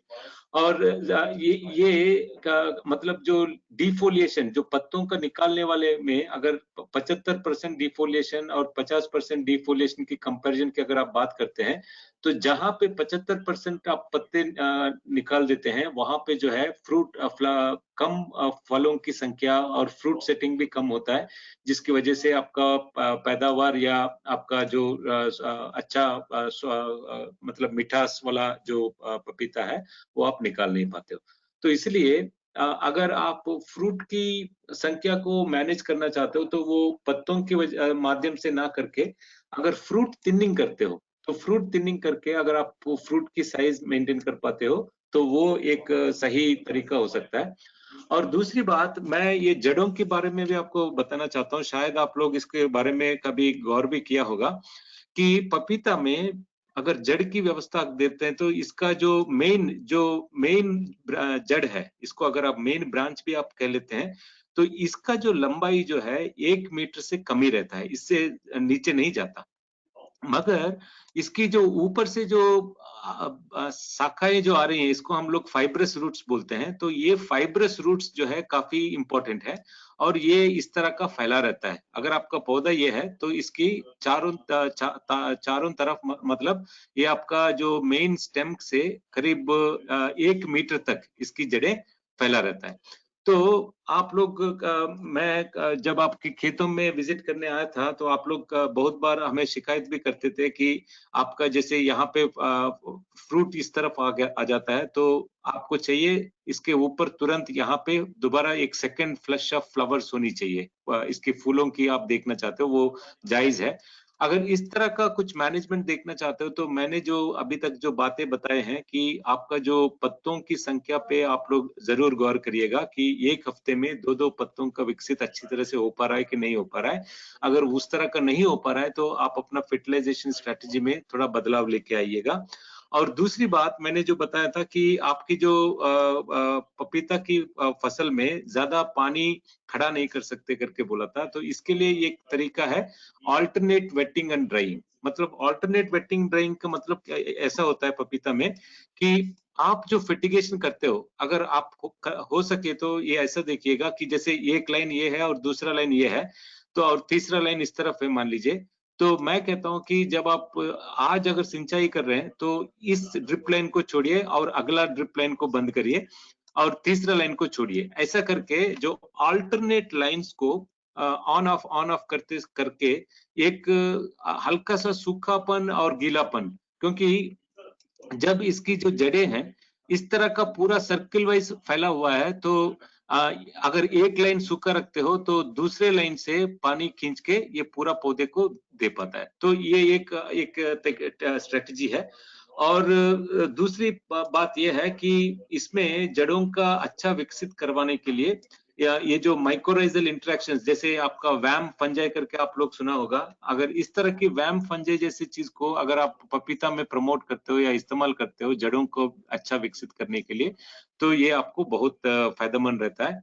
और दूसरी बात मैं आपको ये भी बता दूं, अगर इसकी जो जड़ों का स्ट्रक्चर देखते हुए, और आपका जो इसका जो स्टेम है, ये ज्यादातर हॉलो स्टेम जैसा होता है, इसके अंदर ज्यादा सख्त नहीं रहता। तो इसीलिए हम फास्फोरस की मैनेजमेंट के लिए ऐसे कहते हैं कि फास्फोरस को आप लोग जैसे फ्लावरिंग या फ्रूट सेटिंग के समय जो आपका जो 1261 या 05234 जैसे खादों में देते ही हैं, और शुरू में आप जब प्लांटिंग के समय जो मिट्टी में जो जैसे सिंगल सुपर फास्फेट या डाइअमोनियम फास्फेट जैसे खादों को देते हैं।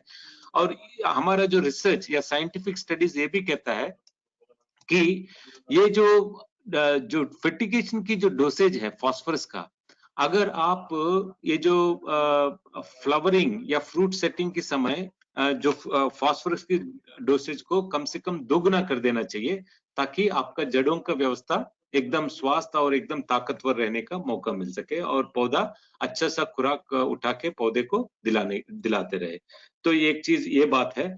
और दूसरी बात, हमारे साथी जितेंद्र आपको बता भी रहे थे, ये जो पौधे में 3 तरह के फूल होते हैं, जैसे आपका फीमेल फ्लावर या मादा पौधे, या हेर्माफ्रोडाइट, या मतलब जिसमें दोनों किस्म के फूल रहते हैं, और एक ये। तो ये कैसे दिखा सकते हैं, इसका ये कैसे पहचाने कि भाई मेरा पौधा या मेरा फल जो है हेर्माफ्रोडाइट फ्लावर से आया है या फीमेल फ्लावर से आया है? उसके लिए ये संकेत है कि जैसे ही आपका फल इस तरह का लंबाकार होता है, तो ये हेर्माफ्रोडाइट फ्रूट है। अगर आप यहाँ पे देख रहे हैं, तो ये जो लंबा सा फ्रूट होता है वो हेर्माफ्रोडाइट फ्लावर से आता है। और ये जो गोलाकार जैसे अगर फल आते हैं, वो आपका आता है फीमेल पौधों से आता है। और यही लंबाकार फल, अगर इसका शेप सही नहीं रहता है, तो ये मिसशेपन फ्रूट है। इसका अगर आप फर्टिलाइजेशन सही तरीके से नहीं करते, अगर जैसे कैल्शियम, बोरान जैसे खादों को सही समय पे सही मात्रा में नहीं देते, तो उस तरह का ये आपको दिखने को मिलेगा। और न्यूट्रिएंट रिक्वायरमेंट की बात करते हैं, तो पपीता में सबसे ज्यादा नाइट्रोजन से पहले पोटेशियम की मांग बहुत ज्यादा होती है। पोटेशियम के बाद नाइट्रोजन इंपॉर्टेंट है, उसके बाद कैल्शियम इंपॉर्टेंट। तो ये चीज आप अपना इस सीक्वेंस को आप जरूर याद रखिए कि आप अपना फर्टिगेशन स्ट्रेटजी में जिस न्यूट्रिएंट को आप दे रहे हो, तो उसमें इंपॉर्टेंस ऐसी होनी चाहिए कि पहले पोटेशियम और नाइट्रोजन, कैल्शियम, फास्फोरस, सल्फर और मैग्नीशियम। तो ज्यादातर हम लोग मैग्नीशियम का जो सिफारिश जो है, पोटेशियम की भरपूर निष्कासन या अवशोषण, पौधा अवशोषण कराने की में सहायता करने के लिए हम लोग मैग्नीशियम को देते हैं। मगर आपका जो न्यूट्रिएंट की जो स्ट्रेटेजी है वो इस तरह का होना चाहिए। और माइक्रो न्यूट्रिएंट्स में भी जैसे आयरन की जो मैंने बात बताया था, वो सिंचाई से ज्यादातर ठीक हो जाता है।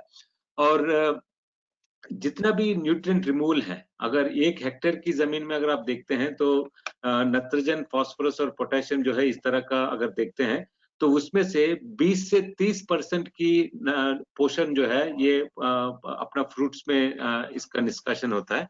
तो एक बात ये भी आप देखिए। और इस एक स्टडी यहाँ पे हमारे भारत में किया गया है, जिसमें ये देखा गया है कि पोटेशियम, जैसे कुछ किसान पोटेशियम को बहुत कम रूप से इसको मानते हैं, मगर जहाँ पे 150, 300 या 450 की दर से इसका अगर आप पौधे में दे रहे हैं, और उसके हिसाब से जो पौधा में जो आपका जो पैदावार आने का जो संभावना है, वो अलग-अलग जगह में जहाँ पे 300 या 450 माध्यम से पोटेशियम दिया गया है, वहाँ पे आपको अधिक पैदावार नोटिस किया गया है। जैसे देखिए, ये 3 जगह में जहाँ पे आपको पोटेशियम 300 ग्राम प्रति पौधा की दर से दिया गया है, वहाँ पे अधिक पैदावार देखा गया है।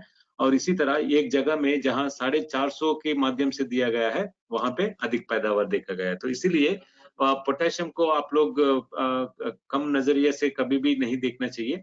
और ये कहते हैं कि एक पपाया के पौधे में कम से कम 32 पत्ते होनी चाहिए। और उन 32 पत्तों का, ये जो मैंने बताया था, ये जो पार्शियल रूट जोन ड्राइंग, मतलब जो ये एकदम वाटर लॉगिंग या बहुत ज्यादा सिंचाई को सह नहीं सकता।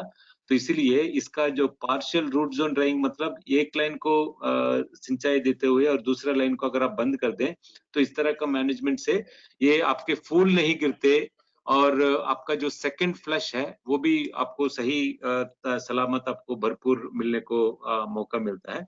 तो इसी तरह का मैनेजमेंट, जैसे नाइट्रोजन, फास्फोरस और पोटेशियम का आपको बताए थे। और पपीता में इस तरह के ग्रोथ पैरामीटर्स के बारे में आप लोगों को ध्यान देना चाहिए कि एक तो जड़ की व्यवस्था में आप लोगों को सही फोकस होनी चाहिए।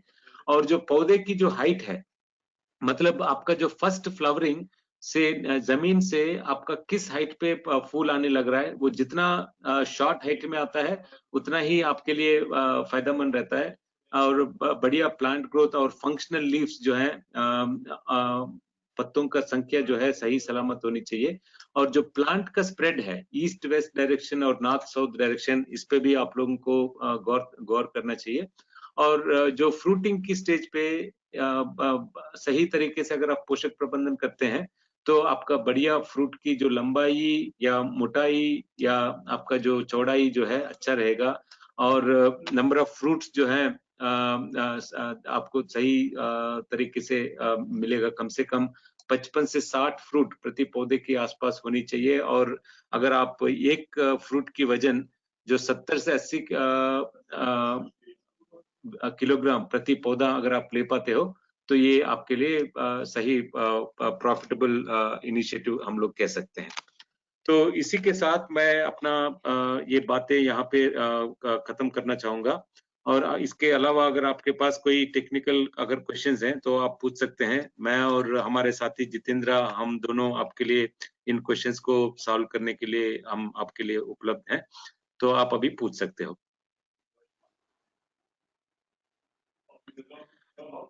तो अभी यहाँ पे कुछ क्वेश्चंस आए हैं। प्लांट की रूट वाली स्लाइड भी शेयर करें। अच्छा, ये कुछ पूछ रहे थे। ये स्लाइड्स आपको मिलेगा, जरूर मिलेगा। ये प्रेजेंटेशन जो अटेंड कर रहे हैं वो आप सब लोगों के लिए मिलेगा।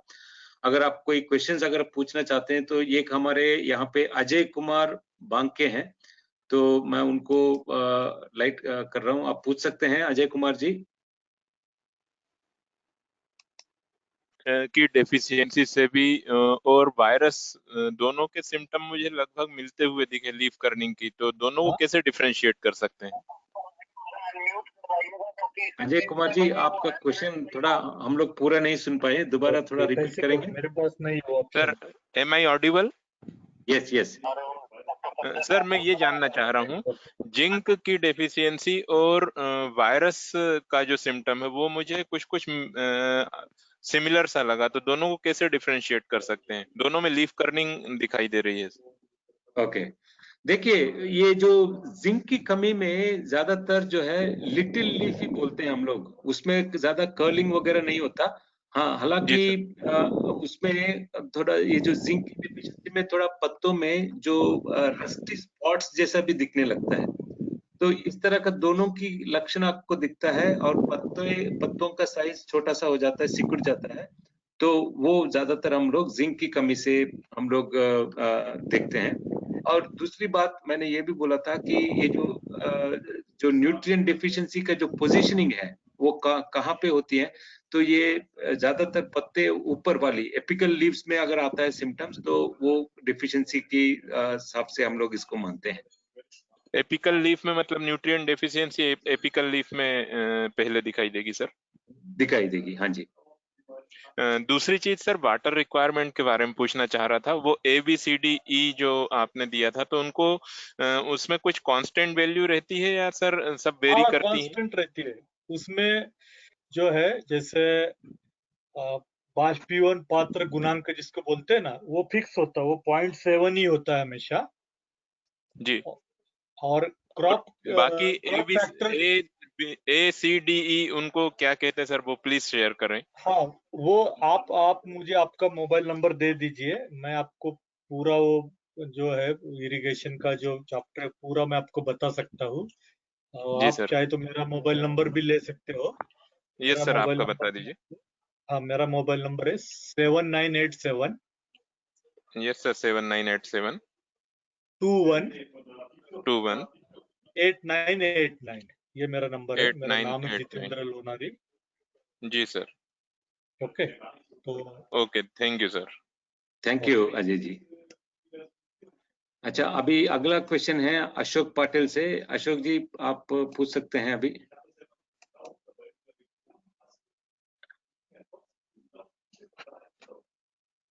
हेलो,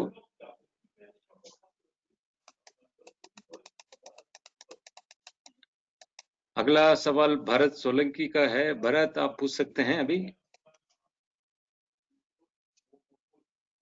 अपना ऑडियो को अनम्यूट करके आप पूछ सकते हैं।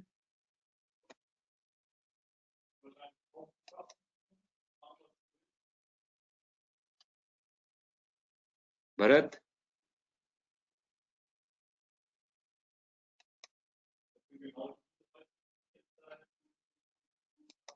कनेक्ट नहीं हो पा रहा है एक। हाँ जी, डॉक्टर साहब, हाँ जी सौरभ सर। हाँ पूछिए भरत। ये सर कई बार मैंने काफी फ्रूट देखे हैं जो इसमें सर सीड्स नहीं होता, तो कुछ और स्वीटनेस तो वो जिसमें भी सीड्स होते हैं वैसे ही होती है, लेकिन वो सीड्स नहीं होता, वो कुछ डेफिशिएंसी है या कुछ वैसा ही प्लांट में आ जाते हैं फ्रूट में सर। ओके, देखिए ये सीड्स का तो ये 2-3 चीजों का वजह हो सकता है। एक तो जो कुछ किस्में हैं जो सीडलेस वैरायटीज होती हैं उसकी वजह से आपका सीड नहीं बन पाता, और दूसरी बात जो है जब फर्टिलाइजेशन होती है आपका जो फ्लावर से फ्रूट सेटिंग के समय जो फर्टिलाइजेशन होती है, अगर उस समय अगर पूरी तरह से वो फर्टिलाइजेशन नहीं हो पाता है तो तब भी ये सीड्स का थोड़ा प्रॉब्लम होने का संभावना होता है। और साथ में आपका जो इरिगेशन मैनेजमेंट या पानी की सिंचाई की जो प्रबंधन और आपका जो पोषक प्रबंधन, जैसे मैंने बताया था कि फ्लावर सेटिंग से लेके फ्रूट सेटिंग के समय पे अगर ये फास्फोरस जैसे खादों को और कैल्शियम बोरान जैसे खादों को आप अगर सही मात्रा में अगर बैलेंस्ड फर्टिलाइजेशन नहीं करते हो तो तब जाके आपका फ्रूट्स में इस तरह का प्रॉब्लम आने का संभावना हो सकता है। Thank you. ओके, जितेंद्र अगर आप कुछ ऐड करना चाहें तो आप कर सकते हैं प्लीज। सही सही सही बताया आपने। जैसे फॉस्फोरस का जो एप्लीकेशन है उसके ऊपर काफी मायने रखता है सीड्स का, और प्रॉपर न्यूट्रिएंट मैनेजमेंट जो उसके ऊपर भी डिपेंड है। और जैसे फ्रूट सेटिंग होता है, फ्रूट सेटिंग के टाइम में पोलन ट्यूब का जो ग्रोथ है, पोलन ट्यूब ग्रोथ होने के बाद प्रॉपर फर्टिलाइजेशन जो है, कंप्लीट फर्टिलाइजेशन वो होना भी जरूरी है। अगर कंप्लीट फर्टिलाइजेशन ना होके कुछ पार्ट में फर्टिलाइजेशन होता है, इनकम्प्लीट फर्टिलाइजेशन, तो भी आपको नंबर ऑफ सीड्स जो है वो कम दिखेगा, या सीड का जो साइज है वो भी कम दिखेगा। Okay, thank you. डॉक्टर साहब, सौरभ कुछ सवाल पूछना चाहता है, लेकिन सौरभ का ऑडियो आप अनम्यूट कर सकते हो वहां से। अभी एक एक ऊपर से आ रहे हैं हम लोग। पहले अभी एक चिंतन वासनी जी का है एक प्रश्न, तो आप पूछ सकते हैं चिंतन जी, आप अपना अनम्यूट करके आप पूछ सकते हैं। हाँ सर, हाँ जी। अभी जो पपीता में कॉलर रूट आता है उसका कोई प्रॉपर फंगीसाइड कॉलर रूट के लिए? हाँ चिंतन जी, जैसे कॉलर रॉट्स की जो समस्या है ये, हाँ यस, जैसे सॉइल मॉइस्चर बढ़ जाता है और सॉइल से टेम्परेचर भी बढ़ जाता है, मतलब मिट्टी से भाप बन के जब पानी निकलते रहता है, जैसे ह्यूमिड क्लाइमेट जैसे बोलते हैं, और शुरू की अवस्था में ये ट्रांसप्लांटिंग करने के बाद 2 या 3 महीने तक ये समस्या आपको आएगी कॉलर रॉट की। तो कॉलर रॉट की जो समस्या है पर्टिकुलरली ये पीथियम नाम का जो फंगस है, पीथियम से ये आती है। तो इसके लिए प्रिवेंटिव ट्रीटमेंट आप कर सकते हो, जैसे कॉपर फंजीसाइड है, या जैसे बेंजीमिडाजोल ग्रुप का जो फंजीसाइड है, कार्बेंडिज्म जिसको हम बोलते हैं, वाविस्टिन, तो ये भी आप तने के ऊपर स्प्रे करके उसके मिट्टी के नजदीक, जहाँ पे स्टेम है मिट्टी के नजदीक, वहां पे भी ये स्प्रे करके ये जो समस्या है, या बोर्डो पेस्टिंग जिसको बोला जाता है, चूना और मोरचूत का जो पेस्ट बनाते हैं उसको हम बोलते हैं बोर्डो पेस्ट। तो बोर्डो पेस्ट का जो पेस्टिंग तने पे करके भी आप ये जो समस्या है इसको आप टाल सकते हो। ओके, अच्छा एक क्वेश्चन है, एक हमारे साथी ने पूछ रहे थे कि at what stage should we recommend 16-8-24 by the time, is it by the time of fruit setting or should we recommend it at the starting stages? देखिए आपका बहुत अच्छा प्रश्न है ये। हमारे पास एनपीके का 3 तरह के फॉर्मूला हैं, एक 19-19-19 और एक 13-40-13 और 16-8-24। तो इनको हम लोग किस समय देना चाहिए, अगर इस पे अगर देखते हैं तो ये जो 19-19-19 है, इसको जो फसल की जो शुरुआत की व्यवस्था, जो वनस्पतिक बढ़वार में जो आपके भरपूर पत्तों का संख्या विकसित होने में या पौधे अच्छा सा बढ़ने में जरूरत पड़ता है, उस तरह के स्टेजेस में आप लोग 19-19 दे सकते हैं। और जब 13-40-13, हमारे साथी जितेंद्र ने पहले भी आपको बताया था कि ये जो रूट फॉर्मेशन, और जब आपका रूट फॉर्मेशन के साथ साथ इसका फास्फोरस का मेन रोल होता है कि आपका फ्लावर सेटिंग और फ्लावर से फ्रूट सेटिंग की जो क्रिया है, तो उस तरह के समय पे जो अधिक फास्फोरस की का जो वाटर सॉल्युबल फर्टिलाइजर हैं, जैसे 13-40-13 या आपका 12-61 या आपका जो है 0-52-34, तो इन जैसे खादों को आप लोग यूज करना चाहिए। तो मैं कहता हूं कि अगर आप शुरुआत जो है 12-61 से करते हैं, तो 12-61 के बाद 13-40-13, फिर उसके बाद आप 0-52-34, तो इस तरह के तीनों को अगर एक सीक्वेंस में अगर फर्टिगेशन में देते हैं, तो ये बढ़िया इसका समवयन जो है, या इसका जो आइडियल कॉम्बिनेशन जो है भरपूर रहता है। और जैसे ही आपका फ्लावर से फ्रूट सेटिंग होते हुए आप फ्रूट डेवलपमेंट स्टेज में चला जाता है, तो उस तरह के स्टेज पे अगर आप एनपीके खाद 16-8-24 को इस्तेमाल करना चाहिए। तो ये है आपका क्वेश्चन। तो आगे चलते हैं, हमारे पास और भी क्वेश्चंस हैं। तो अभी नेक्स्ट क्वेश्चन है, गौरव पाटिल जी हैं। गौरव जी पूछ सकते हैं आप अपना अनम्यूट करके। हेलो। हाँ जी, हेलो। हाँ जी, हाँ, मैं गौरव जी पूछ रहा हूँ अभी पपीता आप। हेलो सर जी, पूछिए गौरव जी। हाँ जी, मैं पूछ रहा हूँ कि अभी मेरा पपीता 18 महीने से खड़ा है अभी। हाँ हाँ, तो उसमें जो फल लगे हैं उसको हम्म, बढ़ाने के लिए कौन सा खाद देना चाहिए? ओके। तो देखिए, अभी आपका 18 महीना मतलब 1.5 साल का पौधा है। आप कौन सी जगह से बात कर रहे हैं गौरव जी? अभी मैं गुजरात से बात कर रहा हूँ, अरवली से। अरवाली से, ओके। पहले हाँ। तो मैं आपके जो हमारे जो साथी हैं आपके एरिया के जो आसपास, मैं उनको रिक्वेस्ट करूंगा कि आपसे आपके खेत में विजिट करके एक बार देखें कि कैसा है पौधों का सिचुएशन। मगर अगर अभी तुरंत आपको बताया जाए, तो ये जो 18 महीना मतलब आपका जो फल है वो अच्छा हाँ। विकसित होके ये बड़ा करने की समय है। तो इस समय जो है आपको ये जो 13-0-45 पोटेशियम नाइट्रेट है, इस तरह का खाद आपका जो 16-8-24 जैसा खाद को, या 0-0-50 है ना जी, या आपका जो कैल्शियम नाइट्रेट है, तो इन तरह की खाद को मैग्नीशियम सल्फेट के साथ मिलाते हुए आप इसको यूज कर सकते हो। तो हमारे साथी को मैं रिक्वेस्ट करूंगा कि आपके खेत में जाके एक बार विजिट करें। तो गौरव जी, आप अपना फोन नंबर बता सकते हैं ताकि अभी हमारे साथी लोग नोट करके आपके पास पहुंच सके? ओके, मेरा नंबर लिख लीजिए सर। हाँ जी, 94293 94293 85781। 85781। और आपने कौन से जगह बताए हैं? हाँ, मोड़ासा, अरवली मोड़ासा से पास में है अनियोर कंपा। अच्छा अच्छा, ठीक है जी। तो ये हमारे साथी ये आपको फोन करके आपके फील्ड में विजिट करेंगे। ठीक है जी, ठीक है, thank you sir. Okay, thank you. अच्छा, अगला क्वेश्चन देखते हैं। तो अभी हमारे पास नेक्स्ट क्वेश्चन है राजेंद्र पाटिल जी। राजेंद्र जी, आप पूछ सकते हैं। आप अपना इसको अनम्यूट करके आप पूछ सकते हैं, पूछिए। Hello hello. हाँ जी, हाँ सर, हमारे यहाँ पूरे पौधे को फल लग जाते हैं और अचानक से पूरे पौधे के पान जो है वो पीले पड़ के गल जाते हैं और पौधा सूख जाता है। ओके। ऐसी बीमारी ज्यादा है गौरव, हमारे। ओके, पहली पाटिल बात साहब तो मैं बताना चाहूंगा। हम्म, हाँ, कौन बताइए। से हेलो। महीने में समस्या आती है आपको पाटिल साहब? वो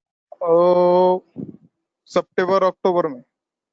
राइट, सितंबर अक्टूबर में ये समस्या आती है। देखिए, ब- जैसे सितंबर अक्टूबर महीने में रिटर्न मानसून होता है ना, वो बराबर। रिटर्न मानसून के टाइम में आपके खेत में डॉक्टर साहब ने जैसे बताया कि 3 दिनों के ऊपर अगर पानी रुक जाता है जड़ों के नजदीक, हाँ, बराबर तो बराबर। पौधा हवा नहीं ले पाता, और उस वजह से क्या होता है, ह्यूमिडिटी भी काफी ज्यादा होती है, तो उस टाइम से सर्कोस्पोरा बीमारी सुना है आपने? सर्कोस्पोरा, नीचे वाले जो पत्ते, सर्कोस्पोरा है या फाइटोप्थोरा है, फाइटोप्थोरा यानी सड़न। ये दो सर्कोस्पोरा और फाइटोप्थोरा दोनों आप पहचान सकते हो। जैसे सर्कोस्पोरा यानी क्या है कि पत्ते पीले होना, मतलब शुरू में स्पॉट आना ब्राउन कलर के और उसके बाजू में बड़ी सी पीली रिंग बनना, ये लक्षण होते हैं सर्कोस्पोरा के। और फाइटोप्थोरा के लक्षण क्या होते हैं कि फाइटोप्थोरा के लक्षण होते हैं जैसे फल लगा हुआ है, वो नीचे वाला फल आपके अपने आप गिरने लगते हैं, समझ गया? तो ये सर्कोस्पोरा और फाइटोप्थोरा जो है, ये दोनों का प्रॉब्लम हेवी होने की वजह से आपके जो पत्ते पीले होके गिरने लगते हैं। बराबर। तो उसके लिए आप क्या करना, जो खेत में पानी रुका हुआ है तो पानी बिल्कुल भी ना रुके, एक ये मार के, मतलब आप बोलते ना चर निकालना बोलते उसको, ट्रेंच निकाल के पानी पूरा खेत से चला जाए ताकि वापसा कंडीशन जो है वो बहुत जल्दी आ जाए आपके खेत में। बराबर। अगर आपने पपीते में बेड बनाया है तो और भी अच्छी बात है। बेड अगर बनाया है तो एटलीस्ट आपकी जो जड़ें है वो 1-2 दिनों में हवा लेने लग जाएगी। बेड बनाया है हम। कर सकते हैं। हाँ, तो बेड बनाया है तो जो भी पानी रुका हो बेड के नीचे रुका रहे। बेड ठीक है। उसमें पेस्टिसाइड में कुछ डालने का है क्या उसमें? हाँ, उसमें आप पेस्टिसाइड में डाल सकते, जैसे एमिस्टार जो है fungicide, systemic fungicide Amistar top. हाँ, एमिस्टार टॉप ये आप इस्तेमाल कर सकते हो, या कर्जेट इस्तेमाल कर सकते हैं, कैबरीटॉप इस्तेमाल कर सकते हैं, ये आप कर सकते हैं। ओके, कैबरीटॉप बीएसएफ का। हाँ, बराबर। Thank you sir. Okay okay जी। अच्छा, अब अगला क्वेश्चन है हमारे रंजीत कुमार साहू जी हैं। रंजीत जी, आप पूछ सकते हैं।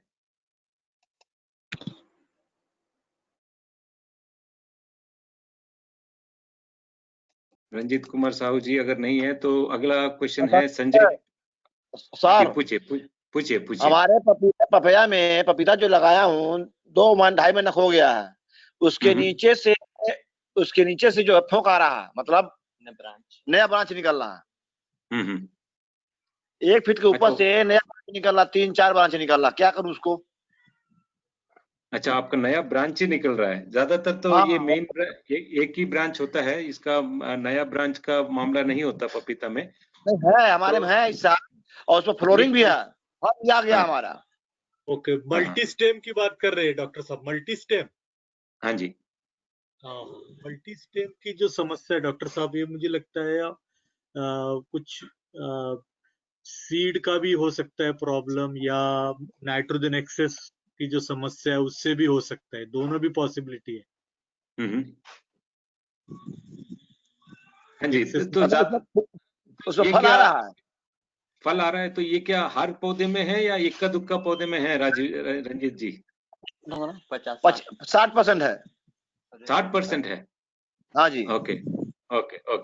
देखिए, ये वैसे तो इसमें कोई गलत वाली ही बात तो हम क्या कहें, मगर ये ज्यादातर पपीता के पौधों में आपका जो स्टेम है, पपीता लगाता हूँ, सब लगाता पपीता, इस साल हुआ है।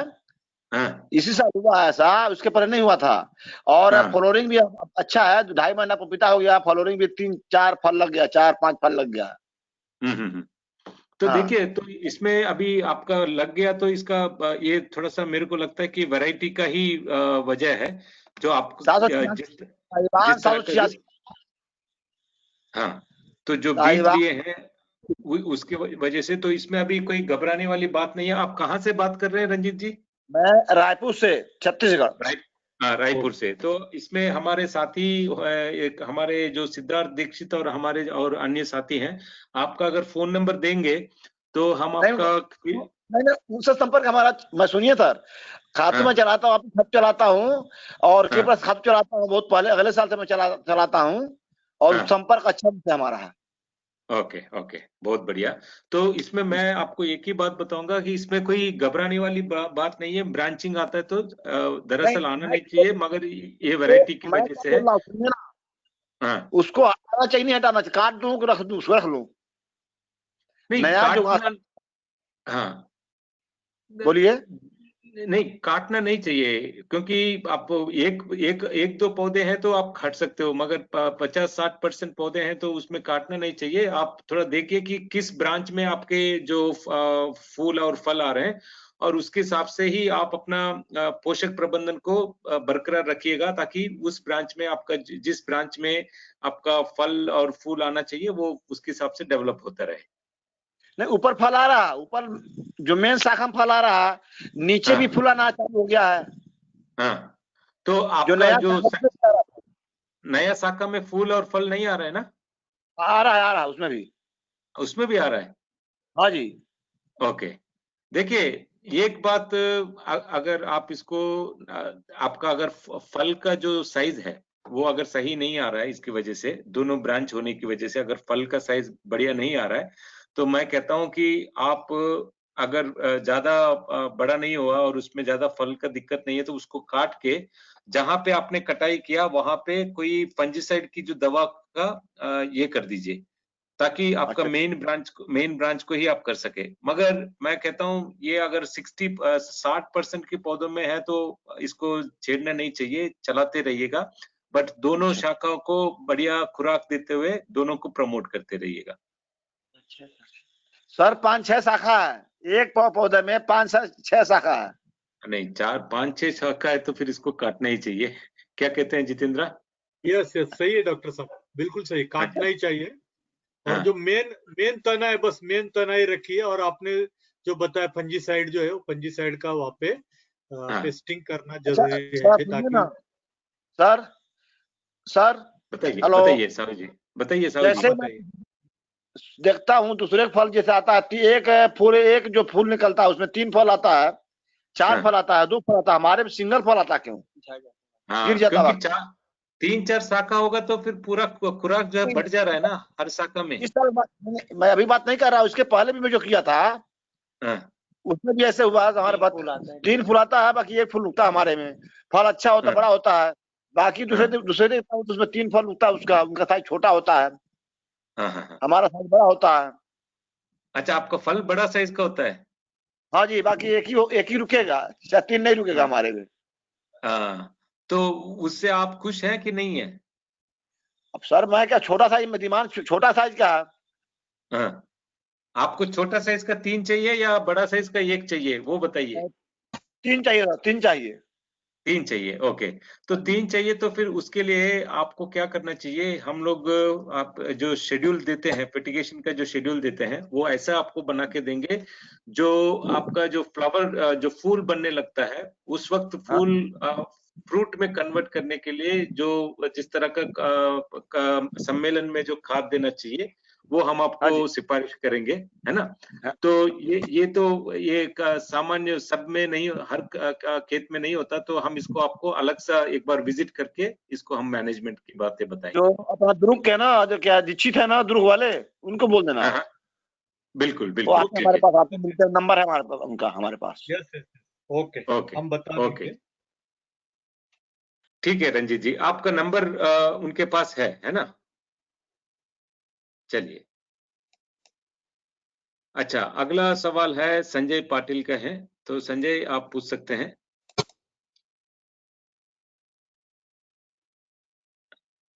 संजय अनम्यूट करें और आप पूछ सकते हैं। सौरभ, आपका कोई प्रश्न है तो आपका हाथ तो नहीं दिख रहा है, मगर मैं आपको अनम्यूट कर रहा हूँ, पूछ सकते हो।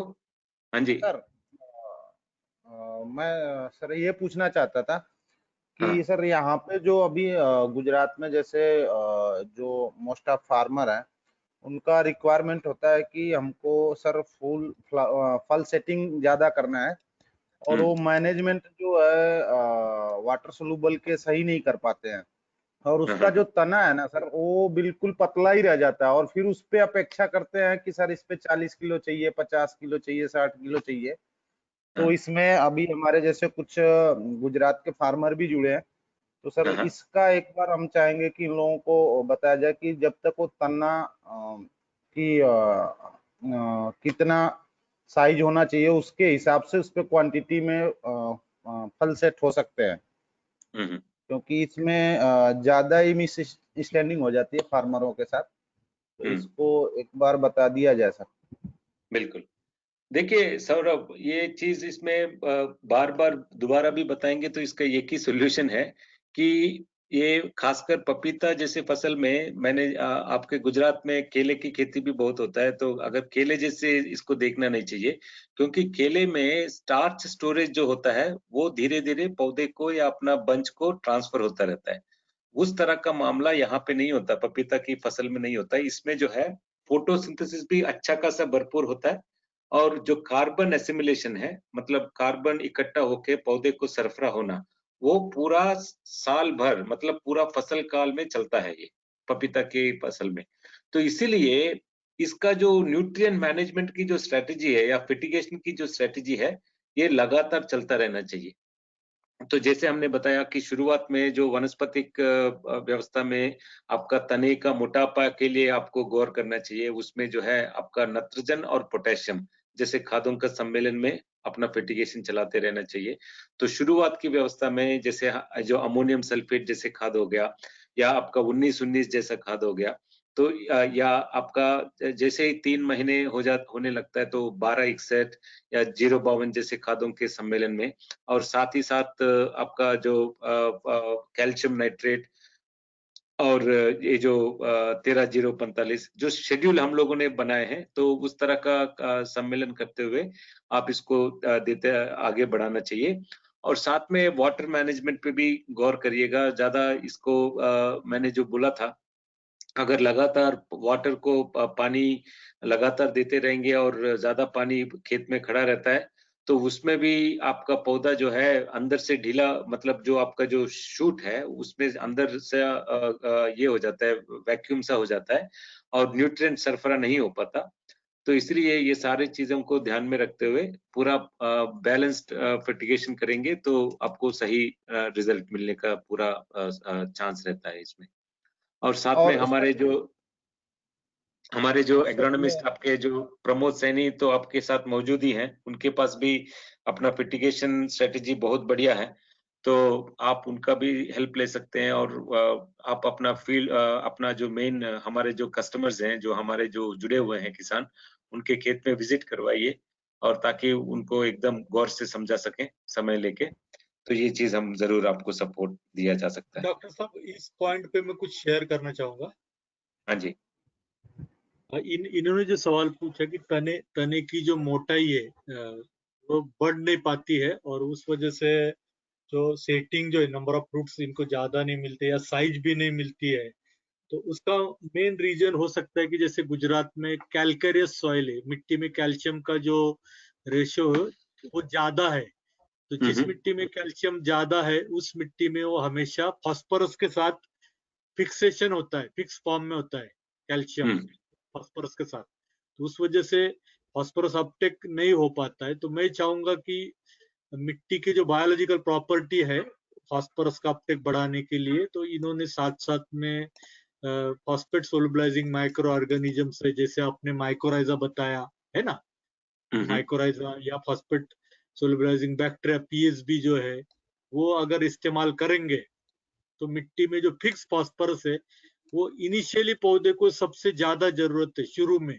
अगर ये शुरू वाला फास्फोरस मिट्टी से अवेलेबल हो जाता है तो पौधे के तना जो है, तने की मोटाई अगर बढ़ जाएगी तो नंबर ऑफ फ्रूट सेटिंग भी इनकी बढ़ जाएगी। बहुत बढ़िया, ओके। नहीं, मैं आपके बात पे बिल्कुल सहमत हूँ। तो जैसे हम लोग जिक्र किए थे, ये वैम फंजाई को भी अच्छा सा प्रमोट करता रहना चाहिए, ताकि आपका जड़ की व्यवस्था मजबूत करते हुए जो जमीन में पड़ा हुआ जितना भी खुराक है वो पौधा खींच के अपना पौधे की स्वास्थ्य को भी बड़ा किया जा सकता है।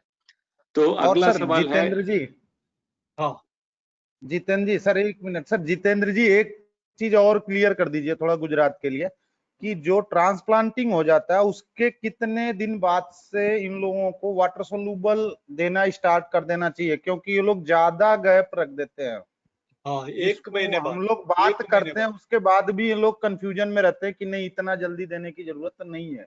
1 महीने बाद। देखो, ये कंट्रोल इसलिए करते हैं कि इनको नाइट्रोजन नहीं देना है, मगर नाइट्रोजन नहीं देना है इसका मतलब नाइट्रोजन की जरूरत नहीं, ऐसे नहीं, नाइट्रोजन की जरूरत होती है लेकिन वो एक्सेस नहीं होना है पौधे में। शुरू में ग्रोथ के लिए तो नाइट्रोजन ही चाहिए, नाइट्रोजन चाहिए, और तने की मोटाई या जड़ों का विकास के लिए फास्फोरस चाहिए। तो इस वजह से शुरू में फास्फोरस और पोटेशियम की भी जरूरत है, लेकिन नाइट्रोजन जो है कंट्रोल करना है, नाइट्रोजन ये कम मात्रा में देना है, जैसे यूरिया तो बिल्कुल देना ही नहीं है। ठीक है, चलिए आगे बढ़ते हैं। तो अगला सवाल है सोमदत्त सिन्हा जी का। सोमदत्त जी आप पूछ सकते हैं।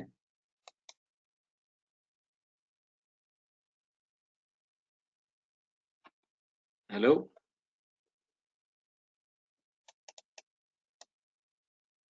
सोमदत्त जी नहीं है।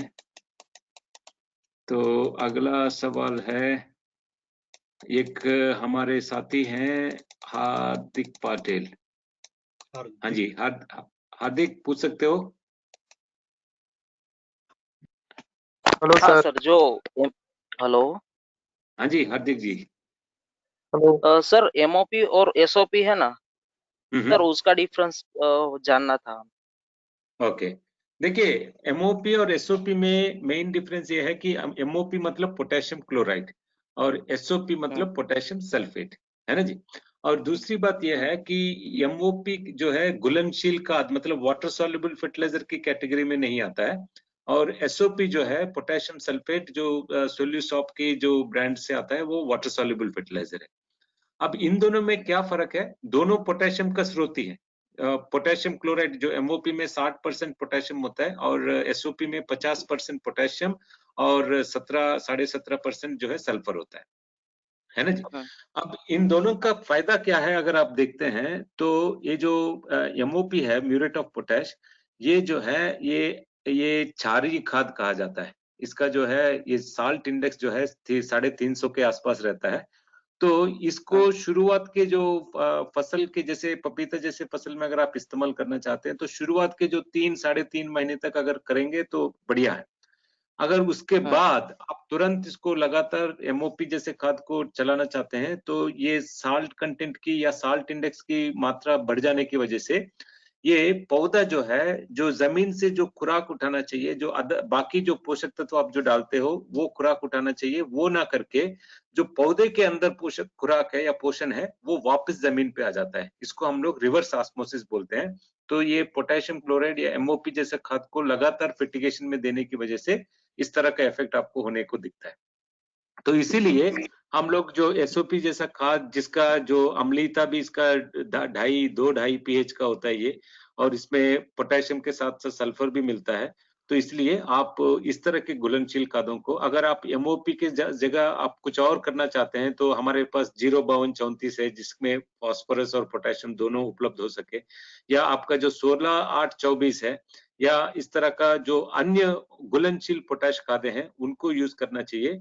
और एमओपी को शुरुआत के स्टेज के ज्यादा इसको ज्यादा बढ़ावा नहीं देना चाहिए। और सर, जो पपीता लग जाने के बाद जो पपीते होते हैं ना वो गिर जाते हैं, वो ऑटोमेटिकली गिर जाते हैं, उसका क्या प्रॉब्लम हो सकता है पपीते को? देखिए उसमें तो मेन यही है कि एक तो अगर आप ज्यादा पानी की प्रबंधन कैसे कर रहे हैं वो देखना जरूरी है कि लगातार ज्यादा पानी की मात्रा अगर देते हैं तो उसकी वजह से गिर जाने का संभावना रहता है। और दूसरी चीज अगर कैल्शियम बोरान जैसे सम्मेलन में जो खाद देते हैं उसको आप कम से कम हफ्ते में या 2 हफ्ते में कम से कम एक बार देता रहना चाहिए, ताकि उसकी वजह से पौधे में पकड़ आके वो फ्रूट सेटिंग मजबूती से चल के वो फिर नीचे गिरने का संभावना नहीं रहता। तो इन बातों पे गौर करेंगे। और दूसरा आप किस जगह से बात कर रहे हैं हार्दिक जी? सर मैं अरवली से बात कर रहा हूँ। अरवली धनसुरा तो से। ये धनसुरा अच्छा, कंपा। धनसुरा कंपा। तो ये आपका नंबर बताइए और हमारे साथी आपके खेत में विजिट करके और थोड़ा डीपली इसको एक बार देख लेंगे। ओके, 89 80 92 92 80 92। ठीक है हार्दिक हमारे जी। यहाँ तो सर रुस्तम जी आते हैं। हाँ, लास्ट ईयर उनका अच्छा फील्ड रहा हमारे यहाँ। ओके उन्होंने ओके काफी बार फील्ड विजिट की थी उन्होंने, तो फिर हाँ भी ये दिक्कत कम नहीं हुई थी सर। जो गिरने वाली थी ना वो ज्यादा से ज्यादा होती गई। गिरने वाली जो प्रॉब्लम है ना जी। हाँ। तो देखिए ये इसका कोई एक स्ट्रेट एक ही वजह नहीं होता हार्दिक जी, हमने जैसे बताए थे इसमें जो है आप पत्तों का किस तरह व्यवहार कर रहे हो, जैसे हमने बताया उसके हिसाब से आप कर रहे हो कि नहीं कर रहे हो, पोषक प्रबंधन की कैसे व्यवहार कर रहे हैं, पानी की कैसे व्यवहार कर रहे हैं, तो इन सारी चीजों का सम्मेलन में इसका इफेक्ट आपको दिखता है। क्योंकि अल्टीमेटली हम लोग खेती करते तो किस लिए करते हैं, फल के लिए तो करते हैं, है ना। अब उस फल के लिए कोई भी क्रिया में आप कोई थोड़ा ऊपर नीचे कर देते हैं तो उसका असर आपका फल पे ही दिखता है पूरा, है ना। तो इसलिए इसका पूरा जो व्यवहार है वो सही सम्मेलन होने तब जाके आपको बढ़िया दिखेगा। फिर भी हम अपने साथी जो हैं हमारे जो स्टेट एग्रोनॉमिस्ट हैं जो प्रमोद सैनी हैं, मैं उनको रिक्वेस्ट करूंगा कि आपके खेत में एक बार विजिट करें ताकि फिर वो और गौर से देख के आपको बता पाएंगे। ठीक है, thank you. Okay okay, thank you Hardik ji. चलिए, तो मेरे को लगता है हेलो कि सर। हम लोग, हाँ जी सर वो पपीते में थोड़ा ग्लाइसिन का छिड़काव हो गया है तो हल्का पीलापन दिख रहा है सर, तो उसके लिए क्या करना चाहिए? अब ग्लाइसिन का ग्लाइफोसेट है ना जी, हाँ ग्लाइफोसेट तो ग्लाइफोसेट। वो हो गया। तो अब होने के बाद हम कुछ नहीं कर सकते, थोड़ा सा पानी का थोड़ा देखिएगा, अगर गीला गीला सा नहीं, रहेगा इतना तो थोड़ा इतना ज्यादा नहीं हुआ भैया। जो अभी नया सिर आ रहा है ना सर जी, वो अभी भी सही है, तंदुरुस्त आ रहा है। जो नया पत्ता आ रहा है वो और फूल फल लग गया है, वो झड़ भी नहीं रहा है ऐसे है। हाँ चलिए तो कोई सिर्फ चेंज बस उसके हुआ लिए है। उसके लिए आप कैल्शियम नाइट्रेट 2.5 ग्राम से स्प्रे ले लीजिए, और दूसरा स्प्रे ले लीजिए पोटेशियम नाइट्रेट, वो 5 ग्राम हाँ पर लीटर से ले लीजिए। ठीक है सर। चलिए ठीक है, thank you sir. Okay, thank you. तो मैं सोचता हूँ कि आप सब लोगों का क्वेश्चंस का हम लोग एड्रेस कर पाए हैं।